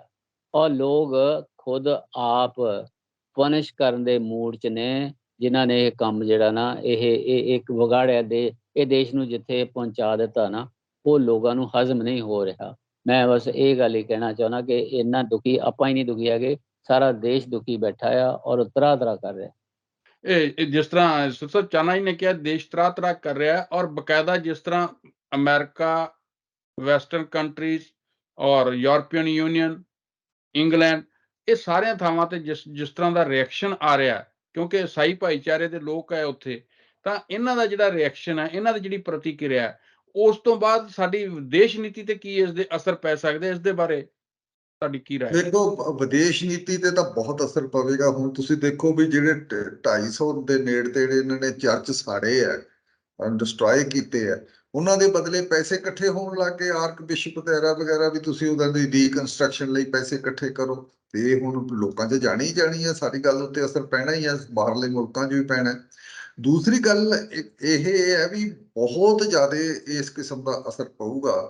ਇਹ ਬਿਲਕੁਲ ਠੀਕ ਹੈ ਵੀ ਜਦੋਂ ਇਹ ਮੁਸਲਿਮ ਭਾਈਚਾਰੇ ਉੱਤੇ ਗੱਲ ਹੁੰਦੀ ਹੈ ਤੇ ਥੋੜਾ ਰਿਐਕਸ਼ਨ ਜਿਹੜੀਆਂ ਮੁਸਲਿਮ ਸਟੇਟਸ ਆ ਉਹਨਾਂ 'ਚ ਵੀ, ਉਹਨਾਂ ਮੁਲਕਾਂ 'ਚ ਵੀ ਹੁੰਦਾ, ਪਰ ਕਈ ਵਾਰੀ ਉਹਨਾਂ ਸ਼ਾਰਪ ਨਹੀਂ ਹੁੰਦਾ ਜਿੰਨਾ ਇੱਥੇ ਇਹਦੇ ਬਦਲੇ ਜਿਹੜਾ ਕਿ ਈਸਾਈ ਭਾਈਚਾਰੇ ਵਿੱਚ ਜਾਂ ਯੂਰਪ ਵਿੱਚ ਜਾਂ ਅਮਰੀਕਾ 'ਚ ਰਿਐਕਸ਼ਨ ਦਾ ਜ਼ਿਆਦਾ ਹੋ ਰਿਹਾ। ਦੂਸਰੀ ਇੱਕ ਫੈਕਟਰ ਜਿਹੜਾ ਆਪਾਂ ਥੋੜਾ ਜਿਹਾ ਮੈਨੂੰ ਲੱਗਿਆ ਵੀ ਦੱਸਣਾ ਆਪਾਂ ਨੂੰ ਇਹਦੇ ਤੇ ਡਿਸਕਸ ਕਰਨਾ ਚਾਹੀਦਾ ਹੈ, ਉਹ ਇਹ ਹੈ ਵੀ ਬਰਮਾ ਤੋਂ ਜਿੰਨੀ ਜ਼ਿਆਦਾ, ਇਹ ਵੀ ਕਾਫੀ ਜ਼ਿਆਦਾ ਆ ਰਿਹਾ ਹੈ ਵੀ ਬਰਮਾ ਤੋਂ ਜਿੰਨਾ ਸਮਗਲਿੰਗ ਹੁੰਦਾ ਇੰਡੀਆ ਦੇ ਵਿੱਚ, ਉਹਦਾ ਜਿਹੜਾ ਰੂਟ ਹੈ ਉਹ ਰੂਟ ਮਨੀਪੁਰ ਹੈ ਤੇ ਉਹ ਪਹਾੜੀ ਏਰੀਆ ਹੈ ਜਿੱਥੇ ਕੁੱਕੀ ਵਸਦੇ ਆ ਜ਼ਿਆਦੇ। ਇਹ ਫੈਕਟਰ ਵੀ ਕੰਮ ਕਰਦੇ ਆ, ਜੇ ਕਿੰਨਾ ਕੁ ਕਰਦੇ ਆ ਅਸੀਂ ਕਹਿ ਨਹੀਂ ਸਕਦੇ ਇਹਦੇ ਬਾਰੇ। ਮੈਨੂੰ ਇੰਨਾ ਕੁ ਜ਼ਰੂਰ ਯਾਦ ਆ ਵੀ ਜਦੋਂ LTT ਨੂੰ ਪੂਰਾ ਪ੍ਰਭਾਕਰ ਨੂੰ ਸਾਰਾ ਖਤਮ ਕੀਤਾ ਸਾਰਾ, ਉਸ ਵੇਲੇ ਜਿਹੜਾ ਉਹ ਐਨਰਜੀ ਰੂਟ ਸੀ, ਜਿਹੜਾ ਜਿਵੇਂ ਚਾਈਨਾ ਨੂੰ ਤੇਲ ਆ ਰਿਹਾ ਸੀ, ਹੋਰ ਸਾਰਾ ਇੱਧਰਲੇ ਪਾਸੇ ਜਾਪਾਨ ਨੂੰ ਤੇਲ ਜਾ ਰਿਹਾ ਸੀਗਾ, ਇਹਦੇ ਜਿਹੜੇ ਸ਼ਿਪ ਜਾਂਦੇ ਸੀ ਉਹ ਐਨਰਜੀ ਰੂਟ ਦੇ ਉੱਤੇ ਹੀ LTT ਦੇ ਬਹੁਤੇ ਕਬਜ਼ੇ ਸੀ ਜਾਂ ਉੱਥੇ ਉਹ ਮਾਰ ਕਰਦੇ ਸੀਗੇ। ਤਾਂ ਫਿਰ ਇਹਨਾਂ ਸਾਰੇ ਮੁਲਕਾਂ ਨੇ ਲੌਜਿਸਟਿਕ ਸਪੋਰਟ ਦੇ ਕੇ ਉੱਥੇ ਸ਼੍ਰੀਲੰਕਾ ਦੀ ਗਵਰਨਮੈਂਟ ਨੂੰ ਤੇ ਉਹ ਡਿਸਟਰੋਏ ਕਰਵਾਏ ਸੀ ਜਾਂ LTT ਖਤਮ ਕਰਵਾਈ ਸੀ ਸਾਰੀ। ਇਹ ਵੀ ਅੰਦਰੋਂ ਅੰਦਰ ਹੀ ਇਹੋ ਜਿਹੀਆਂ ਤਾਕਤਾਂ ਵੀ ਕੰਮ ਕਰਦੀਆਂ ਰਹਿੰਦੀਆਂ ਤੇ ਇਹਦੇ ਬਾਰੇ ਦੱਸਿਆ ਜਾਂਦਾ ਵੀ ਬਹੁਤ ਕਈ 200 400 500 ਕਰੋੜ ਦਾ ਜਿਹੜਾ ਸਮਗਲਿੰਗ ਦਾ ਹਿੱਸਾ ਇਸ ਪਾਸਿਓਂ ਹੁੰਦਾ। ਜ਼ਿਆਦਾ ਕਰਕੇ ਜਿਹੜਾ ਸਮਗਲਿੰਗ ਦੇ ਵਿੱਚ ਆ ਰਿਹਾ ਬਰਮਾ ਤੋਂ, ਸਿਗਰਟ ਬਹੁਤ ਉੱਥੋਂ ਸਮਗਲ ਹੋ ਰਹੀ ਹੈ ਤੇ ਉਹ ਕਾਫੀ ਵੱਡੀ ਤਾਦਾਦ ਦੇ ਵਿੱਚ ਹੋ ਰਹੀ ਹੈ। ਇਹ ਫੈਕਟਰ ਵੀ ਕੰਮ ਕਰਦੇ ਆ, ਬੜੇ ਕੰਪਲੈਕਸ ਫੈਕਟਰ ਹੁੰਦੇ ਆ, ਸਾਰੇ ਹੌਲੀ ਹੌਲੀ ਸਾਹਮਣੇ ਆਉਣਗੇ। ਪਰ ਆਪਣੇ ਆਪ ਵਿੱਚ ਜਿਹੜਾ ਵੱਡੀ ਗੱਲ ਜਿਹੜੀ ਅੱਜ ਦੇ ਹਾਲਾਤ ਵਿੱਚ ਅਸੀਂ ਕਹਿ ਸਕਦੇ ਹਾਂ ਉਹ ਹੈ ਵੀ ਇਹ ਪੋਲੀਟਿਕਸ ਹੈ, ਵੋਟ ਪੋਲੀਟਿਕਸ ਹੈ। ਉਹ ਵੋਟ ਪੋਲੀਟਿਕਸ ਦੇ ਵਿੱਚੋਂ ਹੀ ਪੋਲਰਾਈਜੇਸ਼ਨ ਹੈ ਔਰ ਧਾਰਮਿਕ ਲੈਵਲ ਦਾ ਜਿਹੜਾ ਗਰੁੱਪਿਜ਼ਮ ਖੜਾ ਕਰਨਾ ਤੇ ਵੰਡੀਆਂ ਪਾਉਣੀਆਂ ਸਮਾਜ ਦੇ ਵਿੱਚ। ਇਹ ਸਾਡੀ ਡੈਮੋਕ੍ਰੇਸੀ ਨਹੀਂ, ਇਹ ਸਾਡਾ ਬਸ ਇਲੈਕਟੋਰਲ ਸਿਸਟਮ ਚੱਲਦਾ ਹੈ, ਇਲੈਕਸ਼ਨ ਸਿਸਟਮ ਚੱਲਦਾ ਸਾਰਾ, ਤੇ ਇਹ ਆਪਣੇ ਆਪ ਵਿੱਚ ਬੜਾ ਨੈਗੇਟਿਵ ਐਸਪੈਕਟ ਹੈ।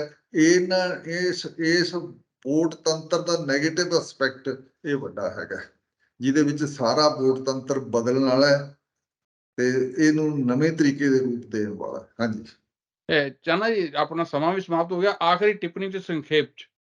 ਮੇਰਾ ਖਿਆਲ ਹੈ ਜੰਡੂ ਸਾਹਿਬ, ਇਹ ਔਰਤਾਂ ਨੂੰ, ਸਾਡੇ ਦੇਸ਼ ਦੀਆਂ ਔਰਤਾਂ ਨੂੰ, ਇਹ ਖੁਦ ਇਸ ਦਾ ਜਿਹੜੀ ਅਨੈਤਿਕਤਾ ਨਾ, ਉਸ ਦਾ ਖੁਦ ਜਿਹੜਾ ਨਾ ਮੈਦਾਨ 'ਚ ਉਤਰ ਕੇ ਸਾਹਮਣਾ ਕਰਨਾ ਪੈਣਾ। ਸਾਡਾ ਜਿਹੜਾ ਪਿਛਲਾ ਇਤਿਹਾਸ ਆ ਉਹ ਵੀ ਇਹੀ ਕਹਿੰਦਾ ਹੈ ਕਿ ਜਦੋਂ ਸਿਖਰ ਹੋਈ ਹੈ ਨਾ, ਜਿਹੜੇ ਪਿਛਲੇ ਆਪਾਂ ਯੁੱਗ ਵੀ ਦੇਖਦੇ ਆਏ ਆ, ਉਦੋਂ ਫਿਰ ਦੇਵੀਆਂ ਨੇ ਜਦੋਂ ਆਪਣੀ ਸ਼ਕਤੀ ਦਾ ਇਸਤੇਮਾਲ ਕੀਤਾ ਨਾ, ਉਦੋਂ ਇਸ ਦੇਸ਼ ਦੀਆਂ ਔਰਤਾਂ ਨੂੰ ਇੱਕ ਤਾਂ ਇਹ ਜਿਹੜਾ ਨਾ ਮੇਰਾ ਖਿਆਲ ਹੈ ਚੈਲੰਜ ਹੈਗਾ ਆ ਕਿ ਉਹ ਆਪਣੀ ਏਕਤਾ ਔਰ ਆਪਣਾ ਜਿਹੜਾ ਗੌਰਵ ਆ ਉਹਦੀ ਰਾਖੀ ਆਪ ਕਰਨ, ਤੇ ਜਿਨ੍ਹਾਂ 'ਚ ਮਾਨਵਤਾ ਹੈਗੀ ਆ ਉਹ ਉਹਨਾਂ ਦੀ ਸ਼ਕਤੀ ਦਾ ਹਿੱਸਾ ਜਿਹੜਾ ਨਾ ਉਹ ਬਣਨਗੇ। ਇਹੋ ਜਿਹੇ ਪਾਸੇ ਨੂੰ ਇਹ ਦੇਸ਼ ਜਿਹੜਾ ਨਾ ਉਹ ਜਾ ਰਿਹਾ ਆ।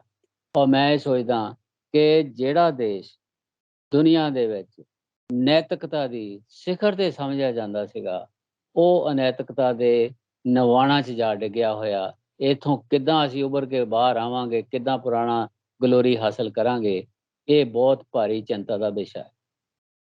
ਤੇ ਇੱਥੇ ਹੀ ਅਸੀਂ ਅੱਜ ਦਾ ਪ੍ਰੋਗਰਾਮ ਸਮਾਪਤ ਕਰਦੇ ਹਾਂ। ਜਿਹੜੇ ਦੋਸਤ ਸਾਡੇ ਇਸ ਪ੍ਰੋਗਰਾਮ ਨਾਲ ਜੁੜੇ, ਦੋਸਤੋ ਜੇ ਤੁਹਾਨੂੰ ਸਾਡਾ ਇਹ ਪ੍ਰੋਗਰਾਮ ਪਸੰਦ ਆਇਆ ਹੋਵੇ ਤਾਂ ਤੁਸੀਂ ਇਸ ਨੂੰ ਲਾਈਕ ਵੀ ਜ਼ਰੂਰ ਕਰਨਾ, ਆਪਣੇ ਦੋਸਤਾਂ ਨਾਲ ਵੀ ਸ਼ੇਅਰ ਕਰਨਾ ਤੇ ਚੈਨਲ ਨੂੰ ਵੀ ਜ਼ਰੂਰ ਸਬਸਕ੍ਰਾਈਬ ਕਰਨਾ। ਜੇ ਤੁਹਾਡੀ ਇਹ ਸਾਰੀ ਗੱਲਬਾਤ ਬਾਰੇ ਕੋਈ ਟਿੱਪਣੀ ਹੋਵੇ, ਕੋਈ ਰਾਏ ਹੋਵੇ ਤਾਂ ਤੁਸੀਂ ਸਾਡੇ ਫੇਸਬੁੱਕ ਪੇਜ ਤੇ ਜਾ ਕੇ ਜਾਂ YouTube ਦਾ ਜਿਹੜਾ ਕਮੈਂਟ ਬਾਕਸ ਆ ਉੱਥੇ ਜਾ ਕੇ ਆਪਣੀ ਟਿੱਪਣੀ ਦਰਜ ਕਰ ਸਕਦੇ ਹੋ। ਤੁਹਾਡਾ ਬਹੁਤ ਬਹੁਤ ਧੰਨਵਾਦ। ਸਿੱਧੂ ਸਾਹਿਬ, ਚਾਹਨਾ ਜੀ ਤੁਹਾਡਾ ਵੀ ਬਹੁਤ ਬਹੁਤ ਧੰਨਵਾਦ। ਸ਼ੁਕਰੀਆ ਸ਼ੁਕਰੀਆ ਜੀ, ਜੀ। ਧੰਨਵਾਦ।